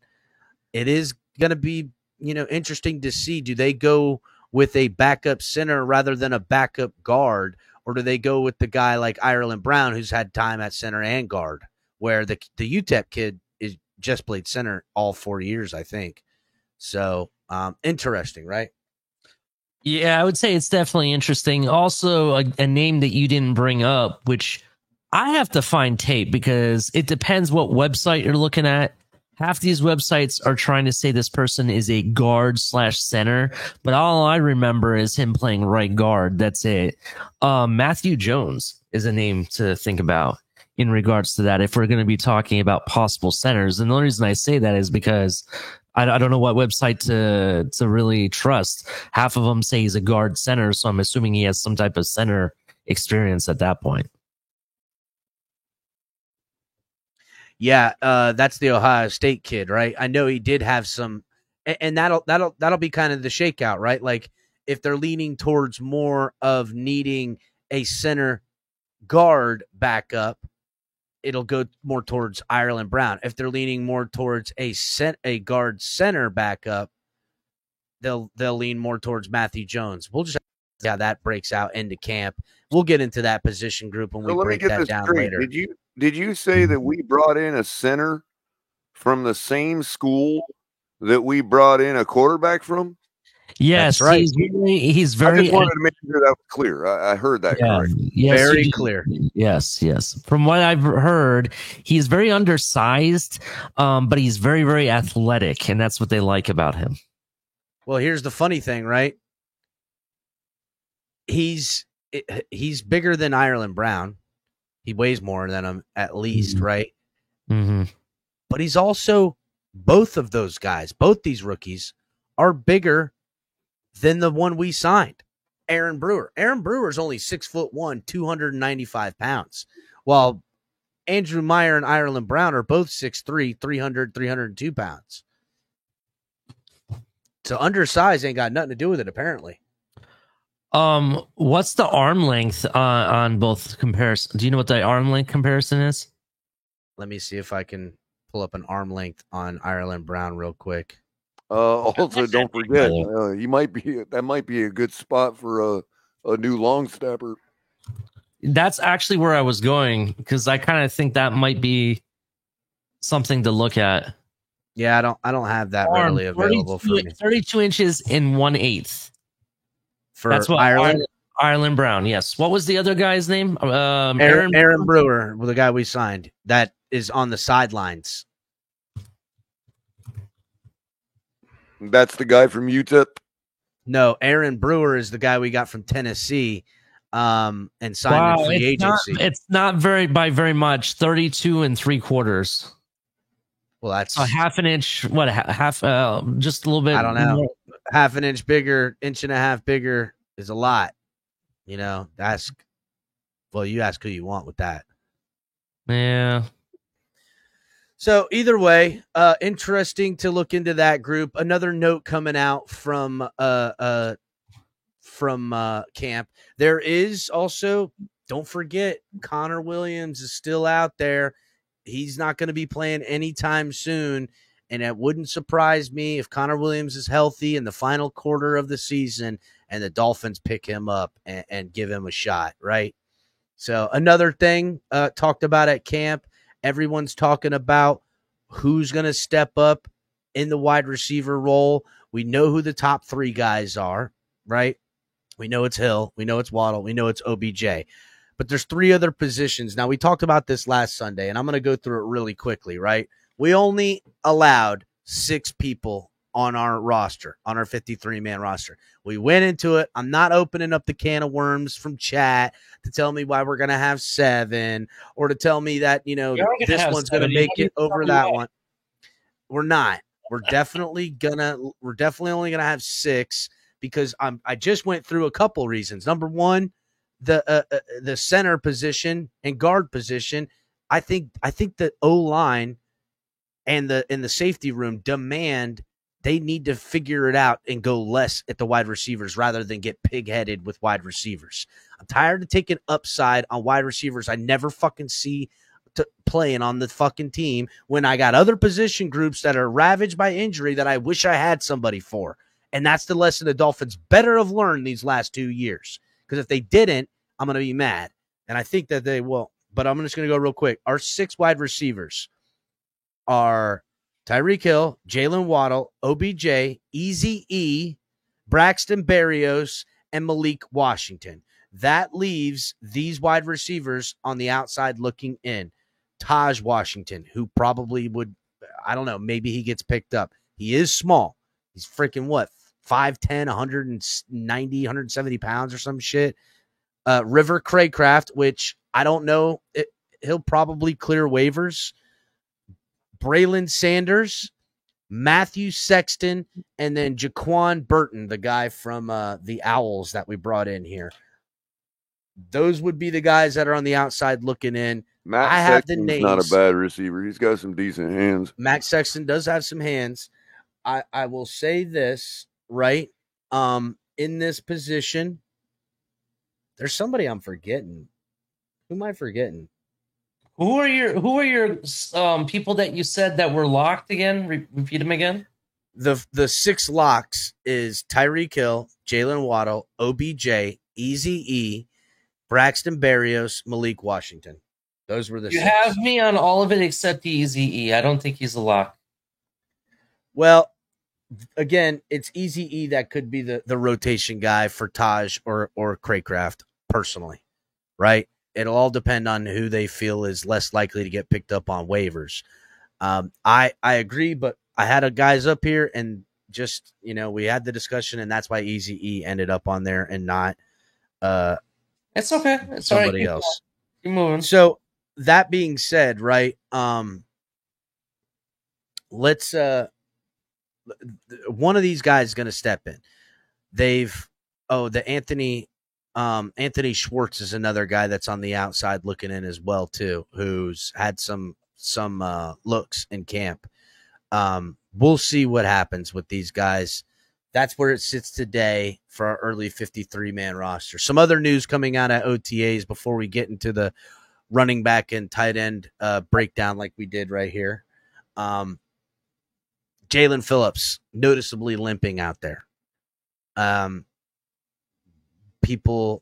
a lot of high hopes for him to come in hot for the season. Reports coming out at the bike run and the F1 races. He looks good, but that's him, moseying around on the field, kind of running on the sidelines and stuff, just moving around. You can see the limp.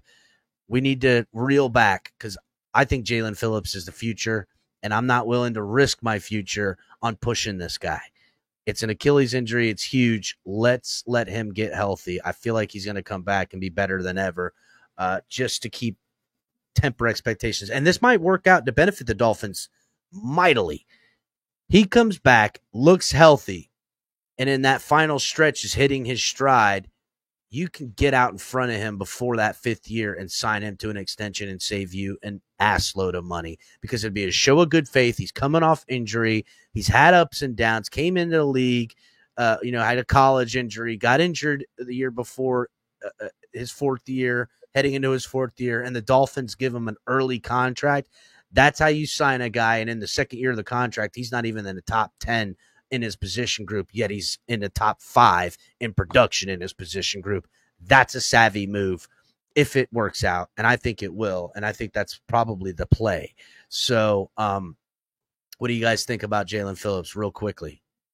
I agree. I don't think we should rush him back. I personally want him and Chubb to come back mid to later mid-season, just in time to maybe have 1 or 2 warm-up games for the December run. And then we have them fresh for December, bro. It'll be beautiful. Yeah, I'm thinking that too. Color? Anything on your boy toy, Phillips? I'm sorry, I stepped away for a second. What was that? He's asking about your mom's man crush. My man crush? Yeah, Jalen Phillips. He's noticeably limping out there. Dolphins need to hold off on him. Dolphins fans need to hold off, especially about him being there at the start of the season. It doesn't look like that's going to happen. Yeah. That's possible.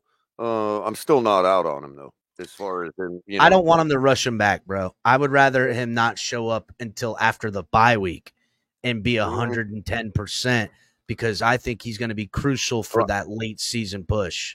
I think fair recovery time plus Mike McDaniel overkill, I still don't think that puts him at the bye, dude. I expect him on the field earlier than that. I'm saying that you bring him back, maybe like if you're looking at those teams that we're supposed to, hypothetically blow through, right? Because let's be real, the last 6 games of this season is where our playoffs start. That run of games, last 6 games, that's where the playoffs start for us, right? 2 games prior to that is when these 2 guys should come back. That gives them 2 warm-up games to be ready for that playoff push. So, again, Chubb has an ACL injury, so that's not an Achilles tendon injury, right? It's not popping your Achilles. He can come back probably sooner. And Cameron Good, it's a patella. Cameron Good might be ready to go early in the season. It's a long shot for, but it might come in stages. It might be, week 1, Cameron Good is there. Didn't 3, he have the worst injury out of the 3? I mean, I think he break his leg. No, it's a patella injury. It looked the worst and it hurt, but it's not as bad as that Achilles, dude. Nothing's worse than that Achilles. So that patella injury, he could come back. Again, we're going to get these guys back sporadically through the season, all 3 of them. And at some point, as long as those 3 guys are coming back and playing healthy midway through the season and beyond and into the playoffs, I just need Shaq Barrett, Mo Kamara, and Chop Robinson, and insert other guy here to hold it down until these guys start coming in for rotation. This could bear well. We'll see how it goes. So, other things coming out about news from OTAs. The humidity's getting to the young guys. Jalen Wright, the rookie tailback, was seen throwing up on the field. Heat stroke, dehydration, sun poisoning, things that everyone needs to look out for. These young guys who aren't from South Florida playing in this heat, it is showing up. And even some of the older guys conditioning showing up. Free agent signee at the defensive tackle position, Tierra Tart, he was showing a lot of problems with the conditionings and stuff.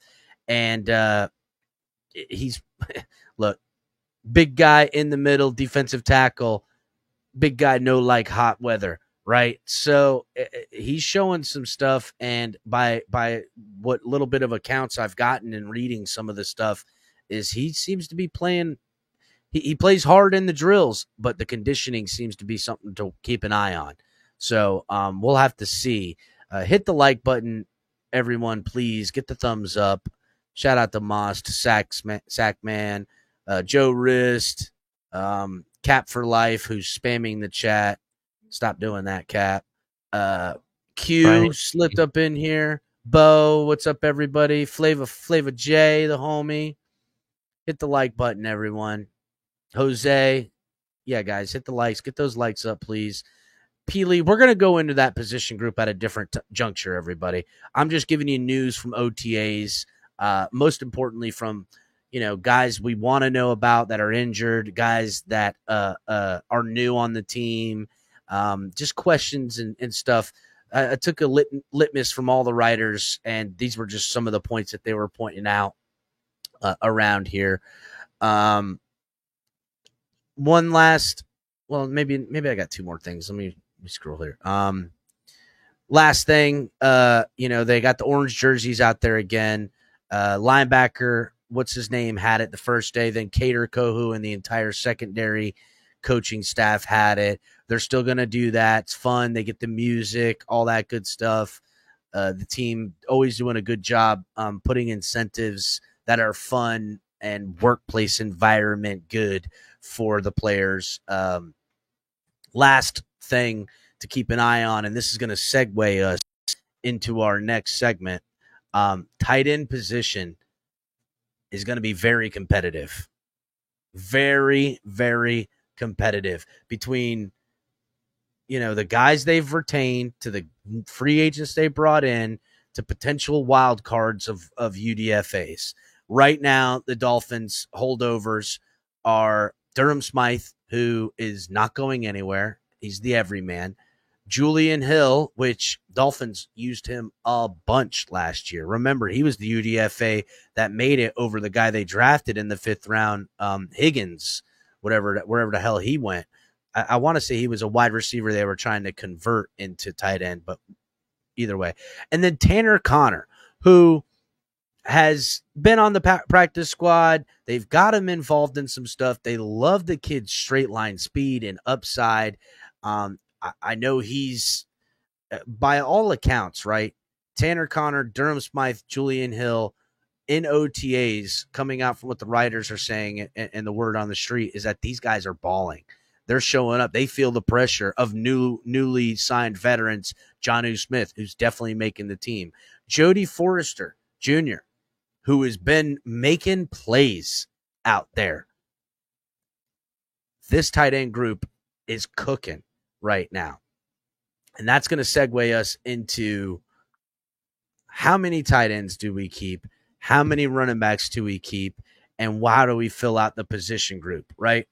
So let's dive right into it, guys. Right now, currently on the Dolphins depth chart, heading into the offseason or into the offseason, they've got 1, 2, 3. They've got 5 tight ends. No, wait, 6 tight ends.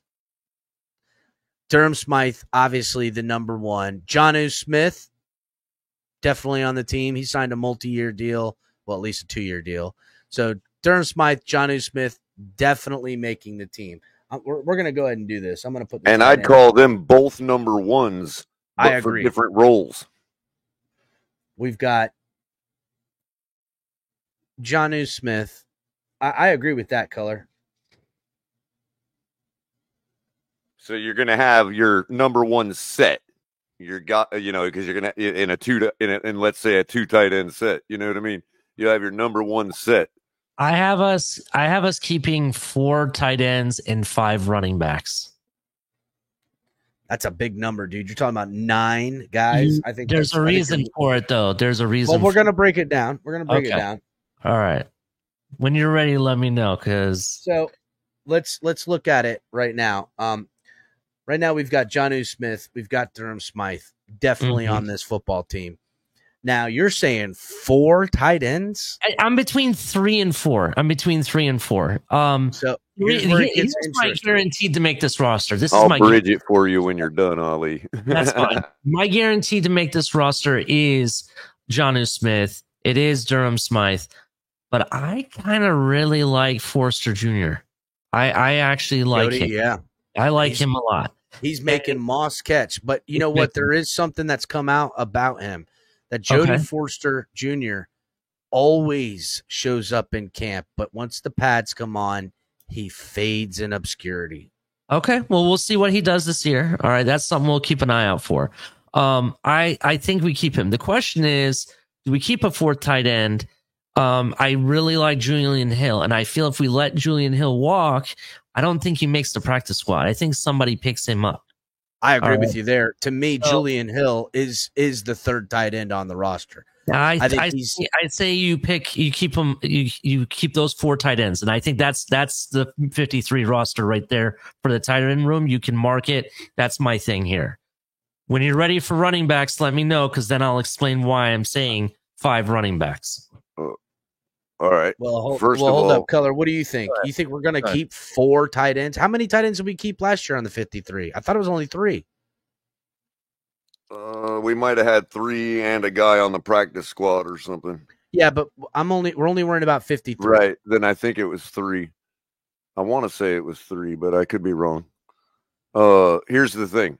First and foremost, I think we have turned the corner on our tight end room. I think And this goes for running backs. I know that's why Ali is chomping at the bit to get into that discussion, because there is the discussion we had last year about which is better, our tight end or running back room, is completely off the table for this season, this off season, because we have rectified both. And I think the tight end room, no matter what 3 or 4 come out of this group, are going to be a good damn group. So I'm pretty pleased with all the tight ends. But I'm going to take a little different angle. I say we only keep 3. And because, as I was saying, you're going to have a number 1 set and a number 2 set. So you got Jonnu Smith and Durham Smythe, number 1 set. Number 2 set, I do like Julian Hill there behind Jonnu Smith, especially if he can, if Jonnu can help get him up to more speed, in route running and all that, whatever he might lack. And then the guy backing up Durham Smythe on that second set is going to be none other than our 5th running back, Alec Ingold. That's where I was going, Color. Well, that's to me, that's the reason I'm keeping only 3 tight ends, because my 4th tight end is such Alec a powerful weapon to have a guy like Alec Ingold, man. And I think they only, but I don't think I think they still keep 4. I think 9 in those 2 position groups is 1 player way too many, bro. 1 player way too many. And I think I think a lot of teams. Ingold just allows you to take the risk on setting somebody on the practice squad. You know what I mean? Here's how it goes. A lot of teams either go 4 running backs or 5 running backs. And if they go 5 running backs, they got 3 tight ends. Very, very, very few teams go 5 running backs and 4 tight ends. I don't know if there's any. Like, if they go 4 running backs, they're going 4 tight ends. It's usually coming out to the number of 8 on most rosters. I'm not saying that it wouldn't be unlikely or not going to happen. In which case, if it did, it only plays better into the hand of what we were talking about with the wide receivers. Right. Can we clarify a rule real quick? Because I see what you're saying, but I want to verify this rule first. And if you guys know the answer, please speak up about it. With the 53-man roster rules, what are the new rules for quarterbacks? You have to protect that quarterback. So you got to put, if you want to keep 3, you got to put 3 on your roster. We had Skylar Thompson on our 53 last year. I hate to say this, Color, but I don't think they keep Skylar Thompson this year. I am in 100% agreement with you, Ali. And this is why I say this, because maybe, and again, we can save this for a broken take, but the lack of production that we saw from Skylar Thompson entirety, not just at practice and in camp, but also in games and everything, right? Maybe they devalued him enough that he can make the practice squad. There's that option too. So, well, here's the take I have on that, Ali. Go ahead. And that's why I saved them for last, the quarterback room, because I want to have my positioning. And I'm hoping that at the end of this exercise, be it in a week or 2 or whenever it comes to its end, we have 52 players or 51 players, and we can go, okay, we can add some, because chances are every time you break down the 53, you're 2 or 3 players over if you do it like this. So my point is that I'm always trying to look out, because I'm thinking about the D line, I'm thinking about the O line, I'm thinking about the safeties, I'm thinking about corners. I'm thinking about all these positions that I feel like are going to reign priority over guys like Tanner Connor, over guys like Jordy Forrester. Now, there is something to be said where the Dolphins have consciously made a decision where it seems like that third option in the passing game, they figured it out with OBJ, rather than what we thought they were going to do is go towards tight ends, because we signed Jonnu Smith. And we're like, oh, there's that third option. Looks like they're, and then they got all these tight ends and all that stuff. And it was like, okay, well, tight ends, running backs, they're probably going to get a bulk more of the passing attempts in their position group. Well, that seems to be flipped on its head now with the signing of OBJ, who's going to demand a lot of those because he's going to be open. And he's got more talent with the ball in his hands and downfield catching the football than all of the running backs and all of the tight ends combined. Sorry, I know he's not the greatest, but if we're asking a fucking guy to catch the ball, I want to throw it to the wide receiver because Color hates that when you want someone to make a crucial catch and you're throwing it to tight ends and you're throwing it to running backs when you should be throwing it to wide receivers. Right, especially ones with the best hands, probably arguably third best in history. Yeah, one of the best hands. Okay, come on. I think basically to sum my take all up, I'm just going to say that I do think that the Miami Dolphins this year, there's going to be some surprise cuts in certain positions. 100%. And in addition to it, I think that they might not put as many people as you think in a certain position group because they're really hiding players within the roster. And the reason I say that is because, we've talked about this before. Remember how I said before when we had Higgins that maybe he does make the roster and you cut short on receiver because he's really the last receiver and they put more tight ends. That was the argument last season. You could play that for different position groups, a la the defensive tackle group or the defensive end group. Look how many freaking defensive ends that we brought in. And I was looking at some of them. Right. And I know we'll get into that later on, but the reason I bring that up is there's some position groups on the defensive side that they can play. They're versatile enough that they can play inside or outside. You know what I'm saying? And with that being said, maybe Miami knows that, and maybe that's where they're going to shorten up certain positions, which will allow you to add 4 tight ends that will allow you to run the 5 running backs. Real quick, there is 13 linebackers on this football team. Yeah, there's a lot. There's definitely inside and outside linebackers, 13. It's going to be an interesting breakdown because outside linebackers more often are playing on the fucking line, holding the edge and being the blitzing guy. They've renamed the position because edge rusher is too fucking expensive. Anyhow, we only kept 3 defensive tackles on the 53. 3, bro. It was Peely, Seiler and Wilkins. 3. Yeah. We brought Deshaun Hand back in like later after the 53-man roster was announced. So I mean, right now defensive tackles 1, 2, and 3. If they follow the same as last year, it'll be Tier Tart, Zach Sheeler, and Brandon Peely. That's the defensive tackles right there.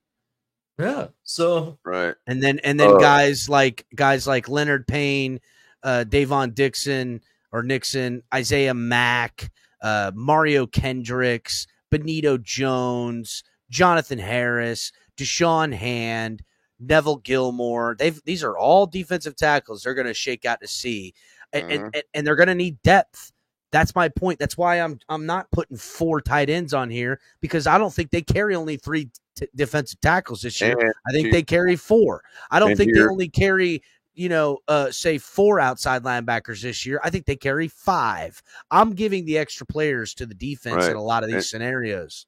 And to your point about the quarterback spot, I don't disagree that that's a possibility if they really, look, it's going to come down to Tua being healthy no matter what. And if they don't think Tua is going to be healthy, then it's the same as the contract. So putting that aside, we could be starting to find a plausible reason as to why they're running the Tannehill flag up the flagpole. Yeah, I respect. Well, think about it. If we're going into the season with 2 quarterbacks only, yeah, I'm sorry, but dude, if you're cutting Skyler, then you got to find Mike White's replacement, bro. If you're talking about really or at continuing least a run if Tua goes down.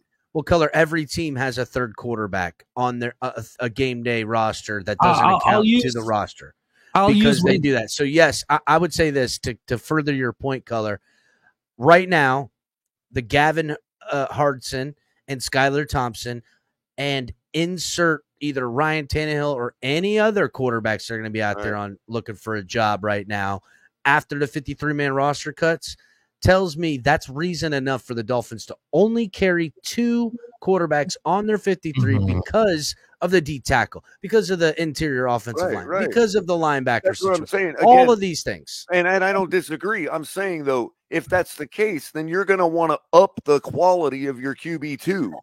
All right. I agree with what you guys are saying, but what you just said and kind of what El Cap confirmed, that teams always have a backup player that is like for like, right? And if in the wide receiver room, even in the running back room, we have a lot of like for likes. Wide receiver, we have Tyreek, we have Waddle, right? We have guys that are very similar that can fill in the role. Yeah. Tight end room, let's think about this. You have Durham Smythe and you have Jonnu Smith, right? That's in when you run 2 tight ends formations, those are the 2 guys that are starting for you, we'll say, right? Because you're going to run 1 blocking tight end and 1 of more of a pass catching tight end. Well, that being said, what if Jonnu Smith goes down? Who's the backup? Well, Julian Hill. Wrong. He's very good catcher, but I think he's a much better blocker. That's Durham Smythe's backup. But I think Julian Hill Jr. would be the backup to Jonnu Smith does. Yeah, I don't listen. You're not replacing. That's why Jonnu Smith and Durham Smythe are 1A, 1B. You're never going to replace the number 1 with the backup. You just aren't. But if they were going to fill it in, Durham Smythe is going to take the blocking snaps, and Julian Hill will take the passing snaps. You're also looking at a room. If you go back to last year, throughout the season, suffered many, many injuries. They brought Tanner Connor back. Guess what? He got injured. The other tight ends. Hill got injured at some point. That's fine. We can talk about whether it should be Julian Hill or not. Okay, but hold on. Which of the other tight ends that you listed more of Jonnu Smith's style? Yeah, exactly. Well, here's a better. Here's Jonnu Smith's style. So here's a better thing, Ali. Who? Jody Forster. Okay. Hayden Rucci, Julian Hill, Tanner Connor. Right. Which of those guys? And I believe the Dolphins make these assessments in the bottom of the rosters all the time. Which of those guys isn't going to clear waivers and end up on someone else's 53? Forster. Probably Forrester and Hill are the top 2 guys. Right. Yeah. So it's going to come down to those last 2 guys for the 3rd and final spot. Because to me, Tanner Connor clears. Hayden Rucci clears. Yeah. Those guys clear. So if they feel like Jody Forster is better for their team over Hill, then they'll take the chance off not Hill. I would say on scheme and language alone, it's going to be that Jody Forster, Julian Hill matchup is going to be so that's the camp battle right there. Preliminarily, right? Color, can you get it down and write down camp battle? Never mind, I'm going to do it. I'll do it. Hey, you can pull up a sticky note on your computer. Color, I ain't doing all that. There's no reason to ever use a pencil again. I like writing down shit. Me too. I'm writing down right now. Ali's the one with the spreadsheet. I'm writing down dates, so when I come back for receipts, I'm going to collect. Oh yeah.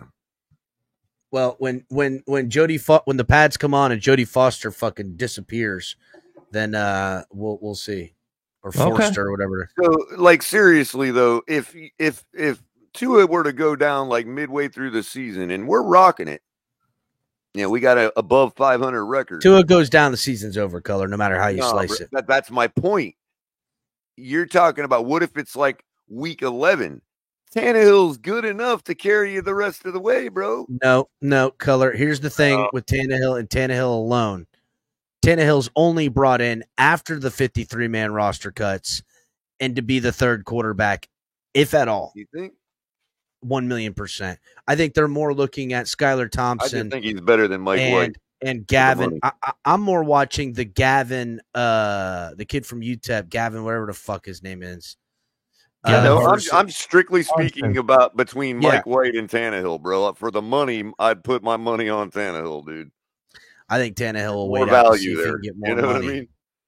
I got you, but I don't think they're. I mean, who's worried about the value at second at your backup quarterback? I understand your ideology. When you're talking about making a run, if that's what we're seriously trying to do. They're not. They're seriously trying to only make a run with Tua, and if it fails, they're going to move off of him. That's the reason we haven't paid him. I'm just thinking about a situation where we're 8-2. Like, we're not going to want to throw that season away. If we're 8-2, there's somebody sitting on the couch that we can call in that's probably better than him. Fair enough. Better than him. That's fair enough. That's a good logical answer. What can I say? So let's get to I've only got 3 right now. Ali, I'm not putting in 4 at the tight end room. That's fine. That's fine. It's your show, bro. You do what you do. Well, I'm not putting in a 4 tight end either. I'm not putting in a 4. It's not even my show.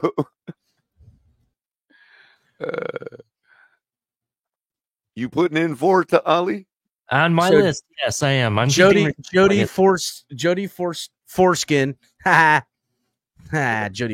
Jody got the foreskin. He would be the number 1 outside looking in, potentially to be the 4th. Now, he would be the first name I'd bring up if I get to the end of my roster and I only keep 2 quarterbacks. His name, along with others, I'm going to measure up to fill out the roster. That's why I'm doing it this way. And how dare you, Aaron Jones? You're better than that, man. He says Brady to the rescue. Listen, don't hilarious. Count that.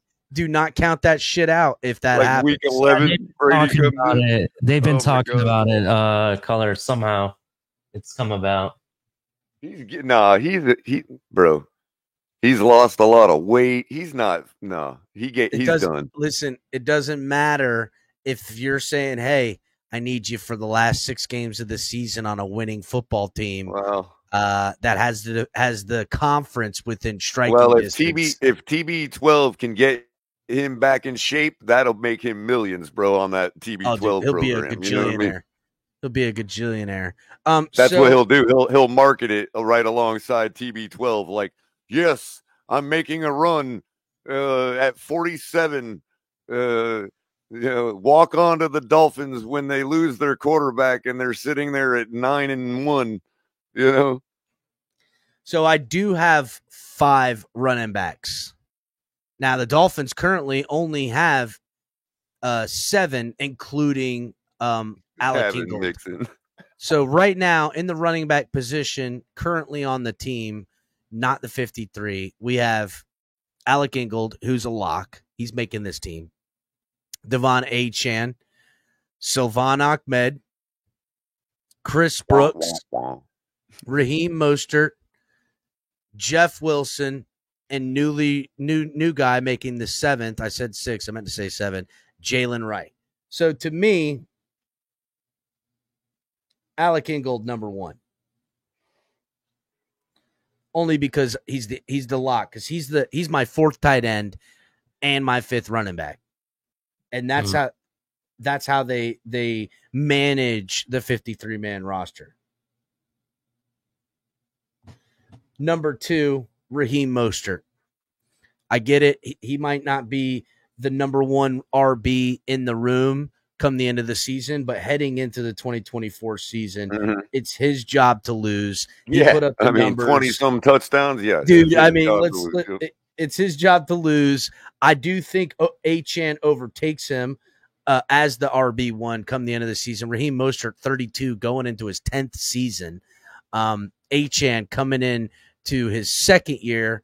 I think Achane, with the weight he's put on, dude, Achane's only 20. He's 10 years younger. He's 22 years old. Achane got a bright career ahead of him. Devon Achane is my 3rd running back. Wait. My who was your first? First was Alec Ingold, because he's like my first. Right. He's not number 1 in the depth chart, but he's my fullback. I forgot. I got you. I was just making sure I was on the right count of 3. Yeah. Okay. Yep. Gotcha. The next guy, my 4th guy making it, is Jalen Wright, for obvious reasons. Super. Yeah, I think he's definitely a standout for sure, man. Yeah.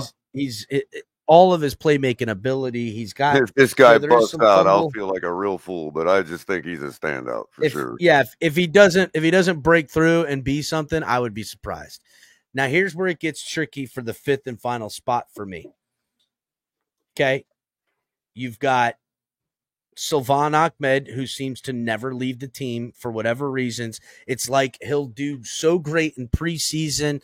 He'll have all this. He'll be right there before 53-man roster cuts, and he'll roll his ankle and end up That damn as a protected speed on the practice end squad around, player. bro. Mike McDaniel I don't loves know, that dude. damn Here's speed. the crazy part. What Here's speed the are you crazy part. talking about, bro? That guy's He can so. get around the corner somehow. He's got good. No, he football doesn't. speed, He's dude. just quick off the when he gets the ball. He's quick, and then he. Yeah, dude, he that's does what that a no- running back he is has- supposed to do.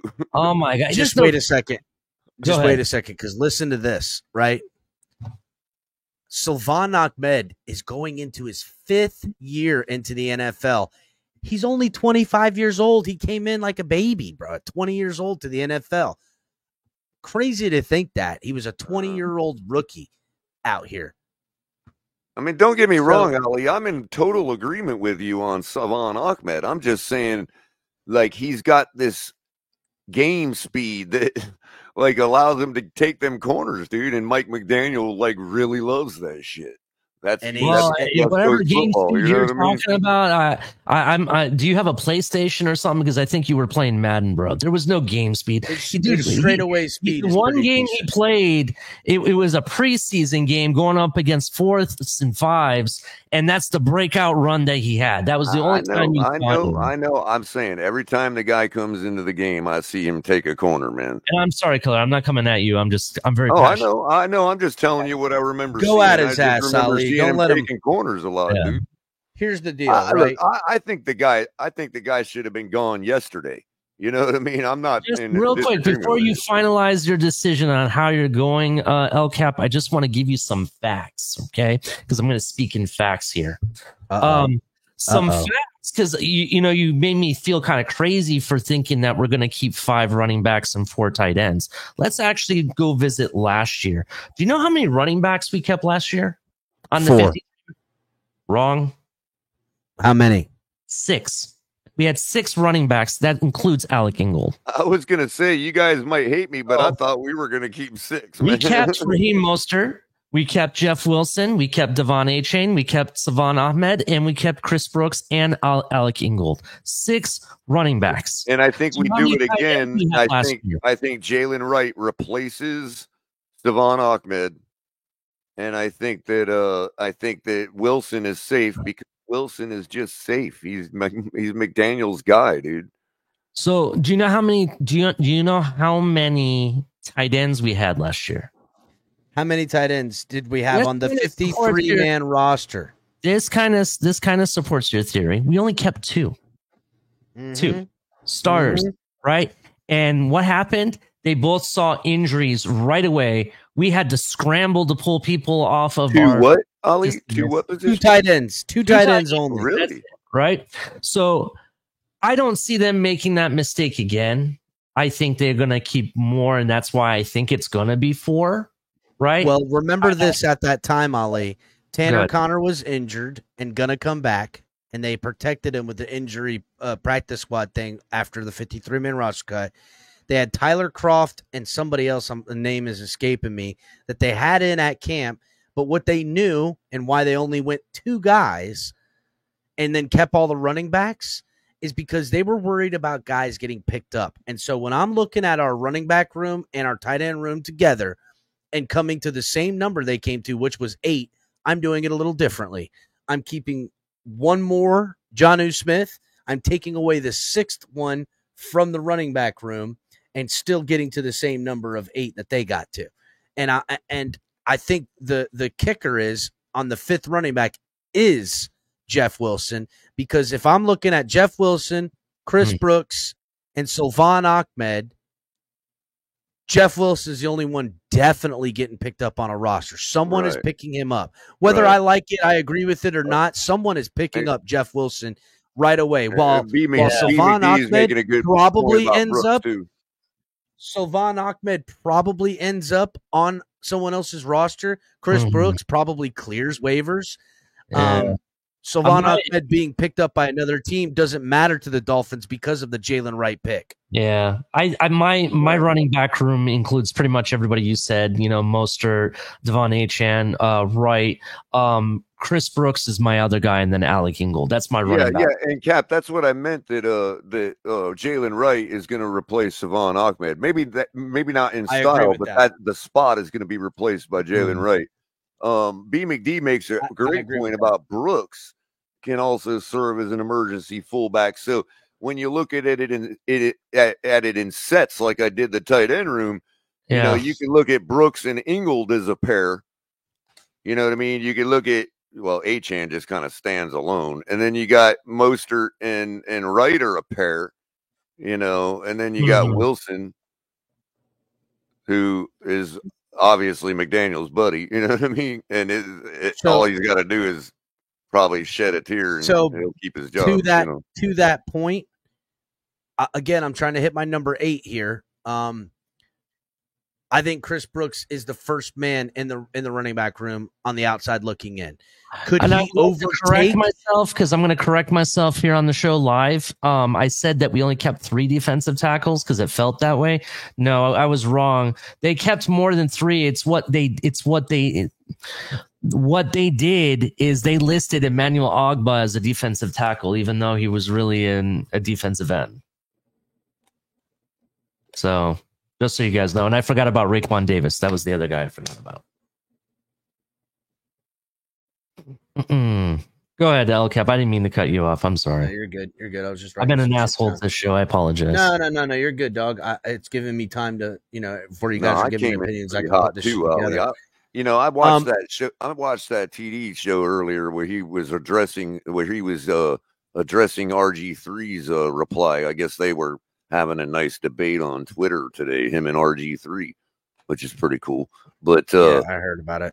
But the things RG3 replied to him on, man, God, I want to dissect that dang tweet reply, man. It's like, anyway,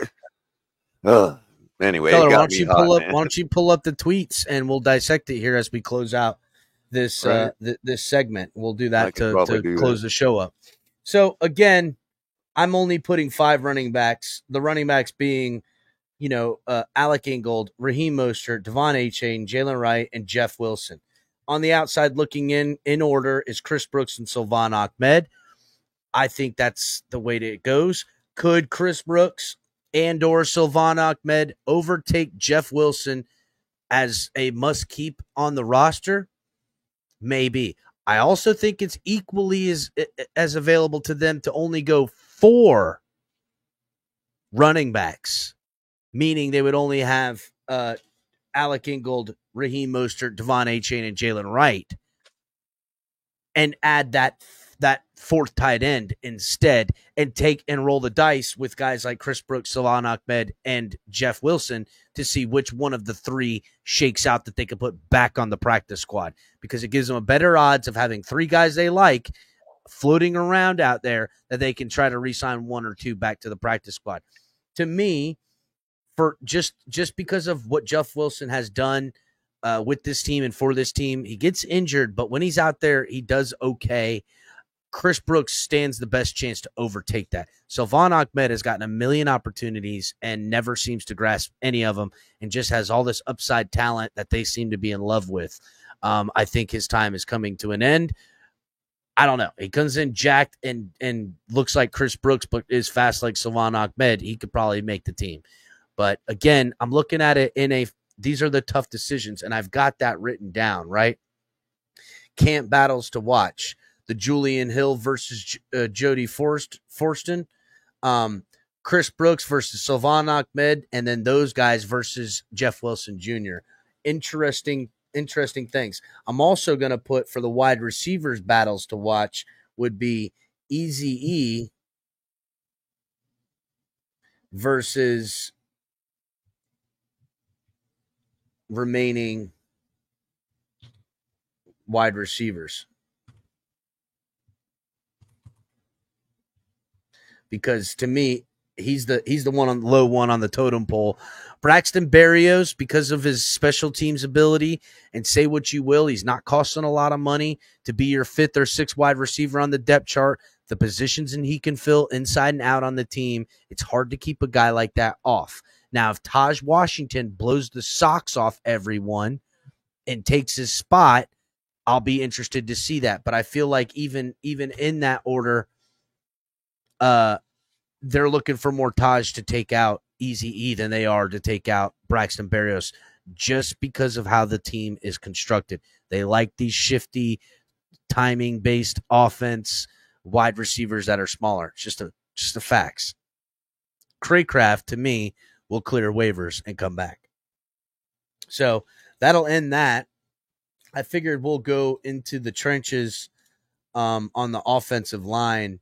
Since how we've been doing offense, we've got the wide receivers, the tight ends, the running backs. We'll do offensive line next, probably next Sunday. And then we'll break down the 3 levels of the defense in the weeks to come. And then we'll put together our 53. Maybe we'll fast line it. Maybe I'll do it, twice next week or something like that, because I really want to break all this down, because I want people to see how muddied up it gets when people are screaming at the top of their lungs for Taj Washington to be the 7th man, when that could cost you, I don't know, somebody on the O-line, somebody on the D-line that is more pivotable, more needed. And we've lost a lot on the D-line. We shuffled a lot in the wide receiver, in the offensive line.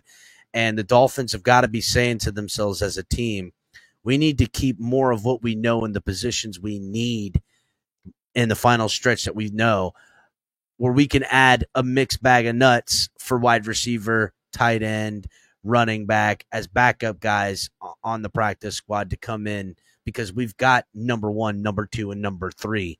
We've got number 1, number 2, number 3 in wide receiver. We got number 1, number 2, number 3 in fucking running backs. We got a number 4 in running backs. You know what I'm saying? Like, we've got a lot of answers. As well. 1, 2, and 3. Tight end, 1, 2, and 3. I mean, I guess who that number 3 is, we don't know, but it's shooting fish in a barrel to pick one. It really is. It really is. So let's get on to this final take here. All right. So we got about 19 minutes before we hit 2.5 hours. So we'll try to do this in less than 19 minutes because I don't want to spend that much time on it either. But there's a couple points that I wanted to nail down. So first of all, let me pull up the tweet real quick so everybody knows that, I'm not misquoting anybody or misrepresenting or whatever. Okay, so this was the original tweet by TD. He was responding to a take that RG3 had made, and he said, "Thanks for actually opening a real dialogue about this. Here's what many of us naysayer fans," which TD included himself in, "are trying to articulate. It's not about replacing Tua per se. It's about finding the next QB, or it's not about finding the next QB. So who's available and would we trade for is irrelevant. This is about knowing as best as possible if Tua is a true franchise quarterback, quote unquote, ultimate competitor. The Miami Dolphins are not required to extend him now when there are still questions. Is it Tua's fault this team has collapsed the last 4 years on his watch? No, there are several reasons, but he's contributed to the collapse consistently. He has yet to play his best or even at a good level in the most critical moments, which is a huge indicator on whether you have your guy. We are simply arguing to make him play his 5th-year option, and if he proves to show up when we need him, when we need him to most, then the price doesn't matter," which I agree with. If he doesn't show up, either consider moving on, or if you still believe, then franchise tag him and give him another opportunity. We constantly hear the promotion of locking him in long term, and no one even mentions the ramifications of it if he turns into Russell Wilson. Why take the risk of being in Denver's position when you don't have to take the risk? Miami has at least 2 more seasons to make sure. This is a franchise-defining decision. I want to stress that because I thought it was a brilliant freaking statement by TD. This is a franchise-defining decision, and the pros do not outweigh the cons.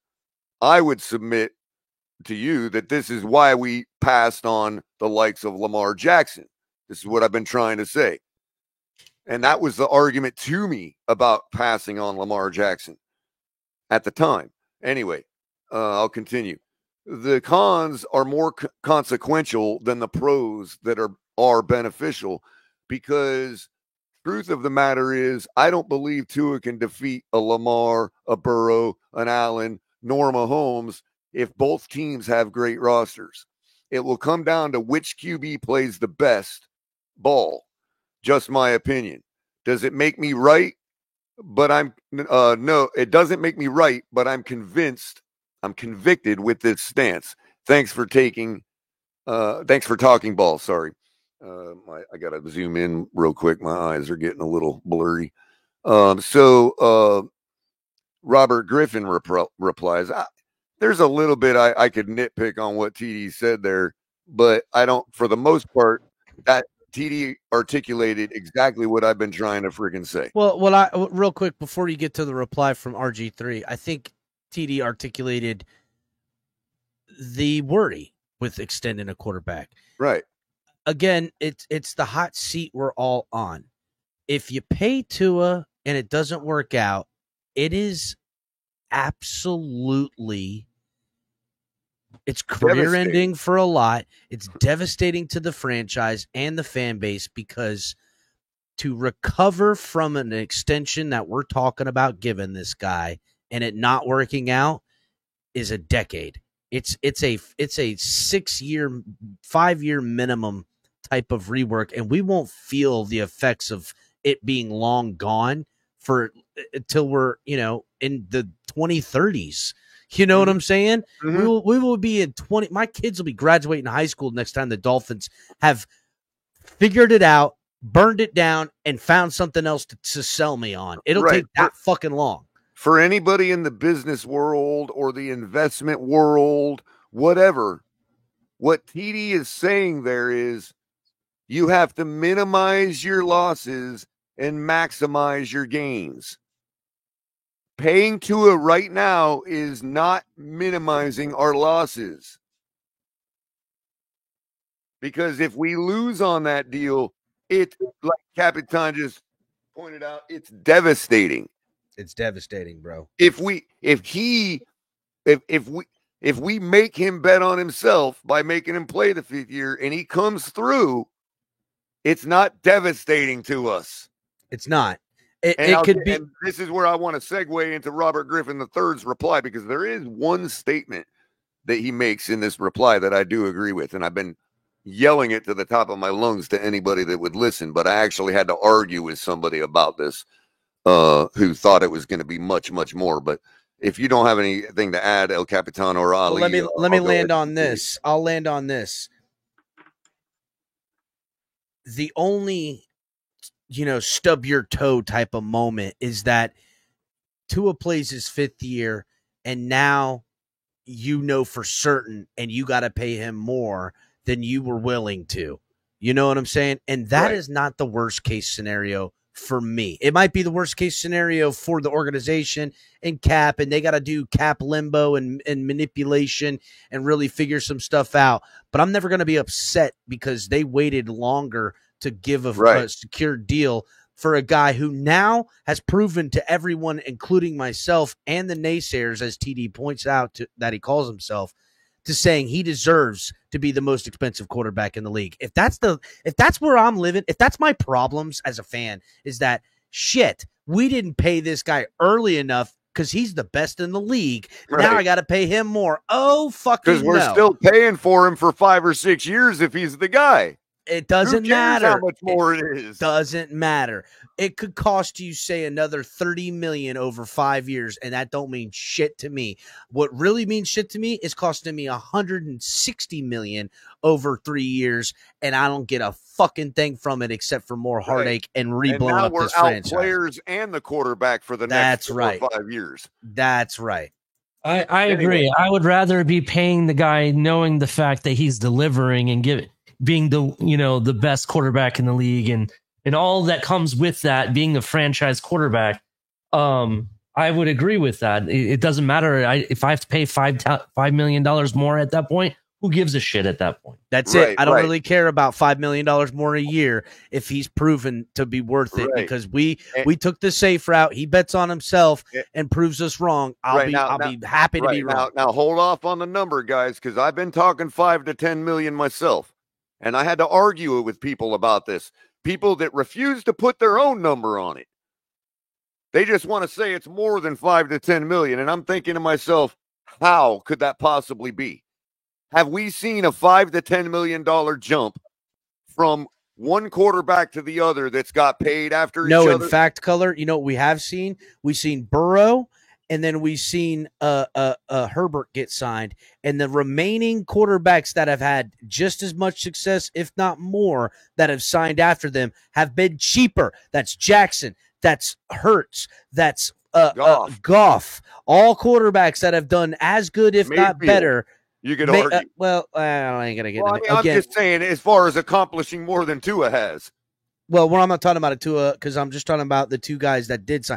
Burrow signed a $219 million deal, and then Herbert signed another deal. Now Jackson, Hurts, and fucking Goff all signed deals that are worth less than that. Right. So let me go ahead and get into. It's gone the other direction. They keep saying, no, it's got to be more, got to be more, got to be more, got to be more. And it's not true. The last 3 contracts that have come out have all been less. Right. So let me go ahead and that's going to great segue into RG3's response, because let me just preface it by saying RG3 is obviously going to take a pretty Tua heavy stance. Oh, yeah. He wants quarterbacks to get paid. Okay? But one of the things, so obviously your average Tua supporter, a la Tuanier, whatever you want to call them, is probably going to say that RG3 is spot on.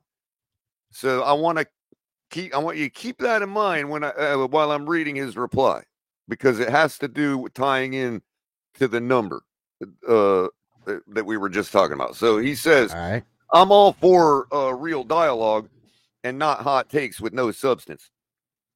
So let's break it down. From a team perspective, centered strictly on contract talk, it would be smart for the team to let this play out and let him play on the 5th-year option for all the reasons you laid out. If he continues to grow, excel, and show up in those big moments, you pay him in the offseason or franchise tag him and make him do it again. Which, by the way, in TD's response, he did a video response to this reply because it was going to be longer than he wanted to type. And in his response, he wanted to make sure it was clear that he never said anything about making him do it again. If Tua balls out this year, you pay him, and there's no making him do it again. And that's so TD was actually on Tua's side in that regard. Just so know.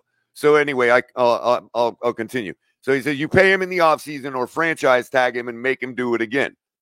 The issue here is if he does deliver, you'll be paying him about 5 to 10 million more a year 2 years from now than what you would be right now, making it even harder to build the roster around him from a cash standpoint. If he doesn't deliver, then you start over with a rookie or a vet and start the whole process of finding your franchise QB for the foreseeable future. Now, I'll pause right there and say, RG3, how do you suggest we do that when Tua would be taking a third of our money? First of all, I'm waiting on an answer for that. I don't from the people like him, but there's no answer for that. Okay, so he says from a team building standpoint, you pay him now. Why are you as a team betting on him failing? This is the part that got me hot. Who's betting on him? First of all, even if we were betting on him failing, it would be a good bet. Damn. Ask Vegas. Damn. Vegas has the Dolphins at 9 wins this year so far. I mean, even besides the Dolphins winning, if you're talking about long-term odds of Tua being that guy and reversing everything he's done in the last 4 seasons to the opposite of that for the next 4, if you're betting on that, that's a bad bet. Yeah, you're betting with your heart. If you're taking it just on binary and stuff like that, and you're going to go the next 4 years I'm going to pay for, can only emulate the 4 years I've had. And Right. the 4 years I've had haven't been great. I'm a Dolphins fan for betting with your heart like that, but it ain't a good bet. So why is the team betting on him failing? Nobody's betting on him failing, and even if they did, they're smart to do so. So he continues, why are you building the roster around a guy you don't believe in? I got to pause him right there again. So he suggests that we don't build a roster at all if we don't have a guy? That's what they've been doing for 35 years. Plus, we saw what happened to a guy that was trying to build a roster that wasn't suited for his skill set, got fired. Mike McDaniel was brought in here to do exactly that. And since then, we've done nothing but draft and sign guys to fit the skill set of the quarterback. And I agree with his take, but it's not like it's simplistic either. Right. But not only that, but hasn't everybody said you got to build for anybody? Why would that not be true for a lesser grade quarterback? It's a team sport, remember? And how you build a roster for Herbert needs guys. Allen needs guys. They all need guys. So you're not going to build a team at all if you don't have Tua? I mean, shit, look what the Bills are doing now. They're still building a roster. Granted, they're, the receivers they brought in, I mean, not agree. Right, Ali. This is the part that I am liking Chris Greer on, that I've been singing his praises on. Mm-hmm. The conveyor system. Yes, you build that, whether you have the quarterback or not. So, RG3, with all due respect, that's why you're building a roster around a guy you don't believe in. A guy your head coach loves, he continues, has shown he can compete with the best of them and is a top 10 QB in the majority of major QB stat categories. I can't disagree with the second part of the statement. Has shown he can compete with the best of them? When did that happen?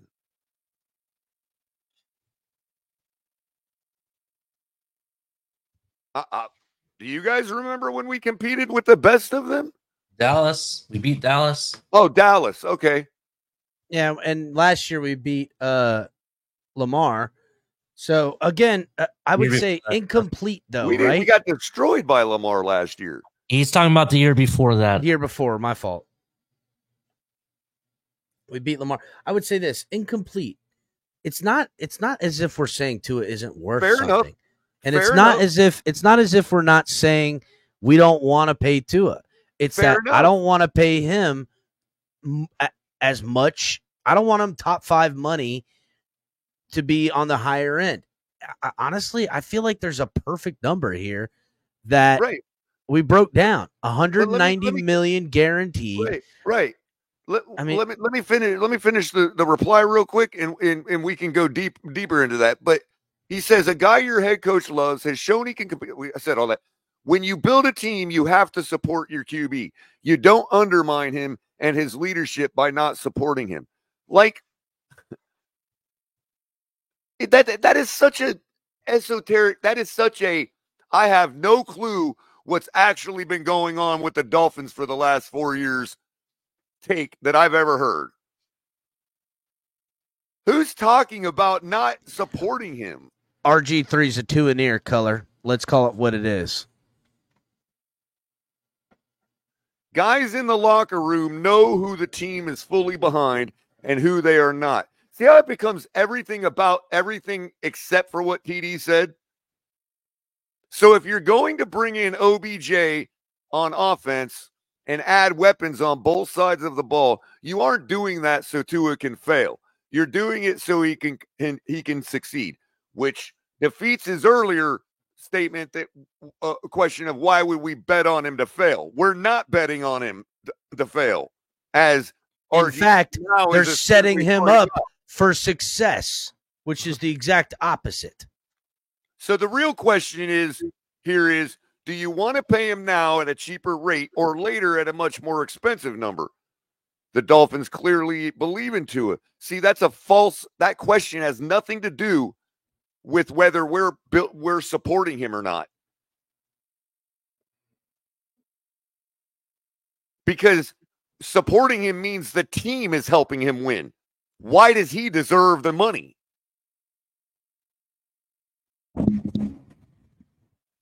So here's the thing, right? So just to finish out real quick, the Dolphins clearly believe in Tua, which is arguable as itself.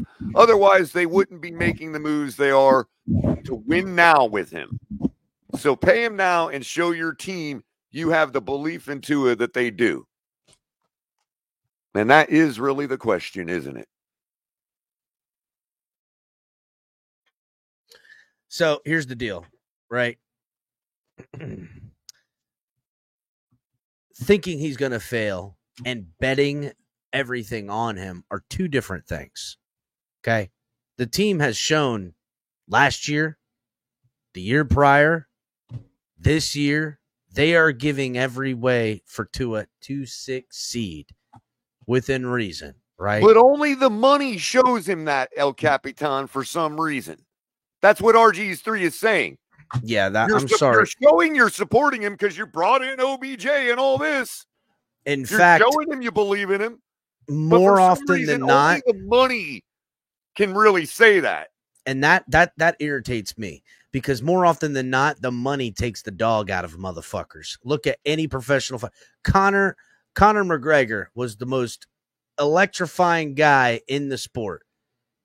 He got money, got soft, and now, not that he isn't still fun to watch, I'm sure, but when the lion gets fed, it don't hunt. It's a hungry. Look right now, that's a great point. Look right now, Conor McGregor has a big fight coming up, and what is he doing? There's videos of him clubbing. He's out partying. He's out you think he would have been clubbing? What said was 6 years ago, 7 years ago. He said he started the article by saying you've got to pay him to show him you support him. I ain't about that. And then went on to show examples of why they believe in him and are supporting him. Yeah. First of all, the money can say that. Here's the thing. I didn't like the comment about you brought OBJ so he can succeed, not fail. Is that not supporting him? You bring in OBJ when your guy is not the guy. That is the problem. Ali, you bring in Tyreek Hill when the guy is. But I understand. I understand what you're arguing right now. For me, though, the biggest thing was the fact that he tried to say that we bring in these guys to show support. Yeah, in some cases you do. Ali, let me help you. What you're saying, Ali, is the guy doesn't need OBJ. You bring in an OBJ to help needs the guy. Make him the guy. I got you there. That's sort of not to crap on you, Ali, but that's sort of an older argument that I've lost energy debating. You know what I mean? Yeah, it's a moot point. It makes sense though because RG3 is. It does, Ali. No one's going to push back on it. I just see where color's going with it. There's no point to even argue that point. I'm willing to concede that at this point, Ali, just to show RG3 that they are supporting him. What is he talking about? We brought in the head coach that we thought could be the best for him and be friendly with him, right? Now you follow that up with only the check means that, though. Yeah. We bought into everything that Tua brings, even his foundation, everything. Everything has been the Miami Dolphins and them have already been married, and we've given him pretty much everything he needed and wanted and more. Right? Yeah, he's got He's got a set of keys to the house. He's got a set of keys to the car. We've signed up for a fucking a long-term vacation. There's all kinds of shit that show the Dolphins are in on. The only thing here's a personal analogy. What is he going to do for us? What is he giving us? Ali, hold on just a moment. I bought a Tua t-shirt for $40, right? Not a jersey for $199. Okay. But when I wear that t-shirt out in public, the public still sees a number 1 on the front and Tua on the back. So I'm supporting Tua. Regardless of whether you're not willing to make the full or $199. You're not willing to make the full investment yet, though. And that's okay. What I'm saying is nobody can argue if I put that number 1 on my body and his name on my back and go out in public that I'm not supporting him. I agree, because one way or another, you are supporting because you're wearing his number and name on the back, bro. I'm putting my reputation on him by going out in public saying, this is my quarterback. Michael K says, than bringing in OBJ and then building the team like RG says, because you're in a win now mode and you believe in the guy. That's showing support. Why does it have to be a $42 million check? Just like it doesn't have to be a $199 jersey. It can be a $40 t-shirt. It still means the same thing. Michael K says OBJ is Tuna's poopery, helps the mask the stink. Listen, to again, your other and point, Cap, yes, it is about not making a bigger investment for me. You're right. That's part of it. Yeah. Again, you could not sign an OBJ, which will be the case going forward with Tua if he gets signed, and that money is allocated to the quarterback, in which case guys like Taj Washington are supposed to have the same production at the wide receiver 3.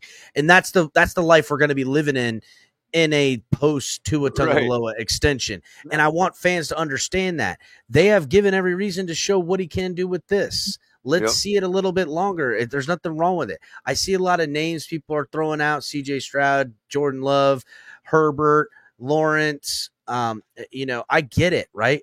I'm not sold on any of those guys yet either. I love CJ Stroud. I think I wouldn't buy any of their jerseys either. Exactly, right now. Bro. Exactly.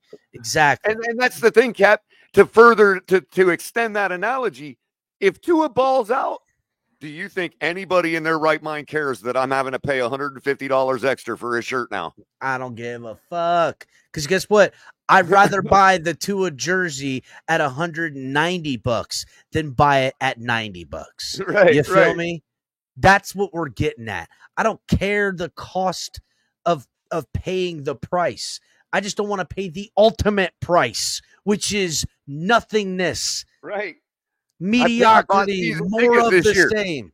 I bought season tickets this year. Are they giving me an opportunity to buy them next year at this year's price? No. When Tua balls out, I'm going to have to pay more for season tickets afterwards. Yeah. And they're the price goes up, and that's rightfully so. They're like, "Hey, we got the show and on I'm not surf complaining about that, and I ain't giving a damn." Why would we be complaining about $5 or $10 million extra if we got Dan Marino? Yeah, he balled out this year, and guess what? My tickets went up $600. Exactly. And you're not sore about it. I mean, you're sore about it because your pocketbook's sore, but you're not like, oh my God. We'll never game. I'm still going to support and do all that shit. I spend money in the stadium, bro. I spend money the amount of money I spend in time and blood and sweat and everything that I put for this team goes beyond even Tua, bro. Right. And here's the thing. On that same note, you are never going to get me off this square. You know why? Because it is fundamentally my culture, our culture. We pay for services rendered. We don't pay ahead of time. Yep. You know what happens if you go to remodel your house and you pay up front? Those guys run out on your job. That's it. You go to anything and you pay up front, and for a service industry like that, it's like going out to dinner and getting the bill before you order. You don't do it like that. Right. You I'm get gonna there, go you into- order the food, because you it's eat the Chuck food, and it tastes Harold's in good. Palm Beach. I'm gonna just pay ahead of time. No, I pay and I tip because it was I had a great time. But guess what? You come out and there's fucking hair in your food. And your old lady's food never came out, and she's like, "Are you paying for that?" No, you're not. you're You're not. certainly not giving a gratuity. So when That's when my service is right and all of that, dude, I'm like, take for instance at the poker table, you're throwing back $5-10 chips at a time to the dealer because it just looks like a chip, and they're doing a good Here's- job. They're dealing the you deal, a good right? card. Here's the deal, right? It's the same reason why they stopped. They put a cap number on drafted players because guys were getting drafted in the first round and clearing out the coffers to keep them on the team. They Right, quit that right. stuff right after the Jake Long year. Right. And Okay, by they the were way, like, Michael, enough of this. I don't eat at McDonald's anymore. I haven't eaten at McDonald's in a decade, and bro. and all not only that, but we all know it's virtual food anyway. Yeah, so you know we what you're already getting know at that McDonald's. we already know what we're paying for. Yeah, if you're paying for fast food garbage, you get fast food garbage. Right. We're that's not- expecting it to be That garbage. is so not. we're already If I know want what we're fast paying food for. garbage, the Dolphins have gotten fast food garbage. We have picked up, and this is listen. I'm not saying that it doesn't taste good. And I'm not saying that it didn't hit And- the spot. But a la Ryan Fitzpatrick is the McDonald's. It Right. was a dime on time, and you we know knew I'm what we saying? were paying for. and we knew what we were getting, buddy. Just like knew we what know we were what, getting. just Not like the you know McDonald's, what I you're think paying he's for the at Burger McDonald's. King. Happy And your this way. brings this is gonna you can have your final thought here, or the final floor, Ali. I just want to conclude this whole thing by saying that is precisely what TD was trying to say. We would be willing to pay because we know what we got. We don't know right now. You can say you know, you can act like you know, but you So don't I think know. I think the Dolphins are willing to pay for what they know, not for what Exactly. they think they can get. That's a And great that's- additive point. And Right. that's why they're off. Tua Tagovailoa and his camp thinks this is what they can sell the Dolphins on, what they can get. And Chris Greer and company is saying, this is what I know I'm going to get. Maybe I can get more, but always want to buy low and sell high. You always do.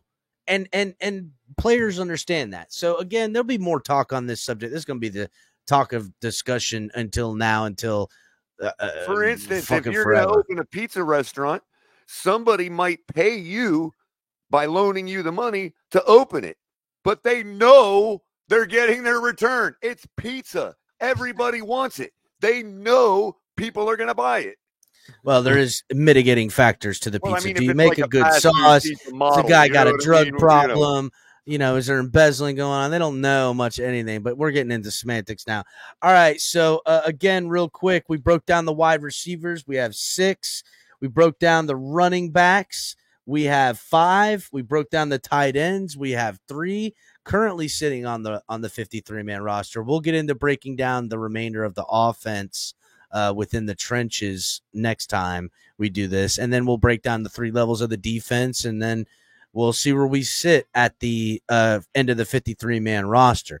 Everybody, if you didn't catch it, go back, watch it in replay. A lot of good stuff. Catch yesterday's episode with Grumpy Finn. It was a banger. It was fucking hilarious. Some of the craziest stories you'll ever hear. Hit the like button on the way out. Share this video, guys. TFTG family, go check out the website, tftgnetwork.com. Check out the show Tuesday. We're going to be breaking down Malik Washington and Taj Washington. So definitely check that out. Hell yeah, And I'm Ali really putting in the gonna tell- work. And I'm also going to prove that why both Washingtons are going to actually make this roster. I love it, Ali. Good. Get it in and That's get gonna it be a in. hard sell. I'll be there. I'll be there too. All right, so hit the like button on the way out. Thanks for coming by, everybody. Fins up.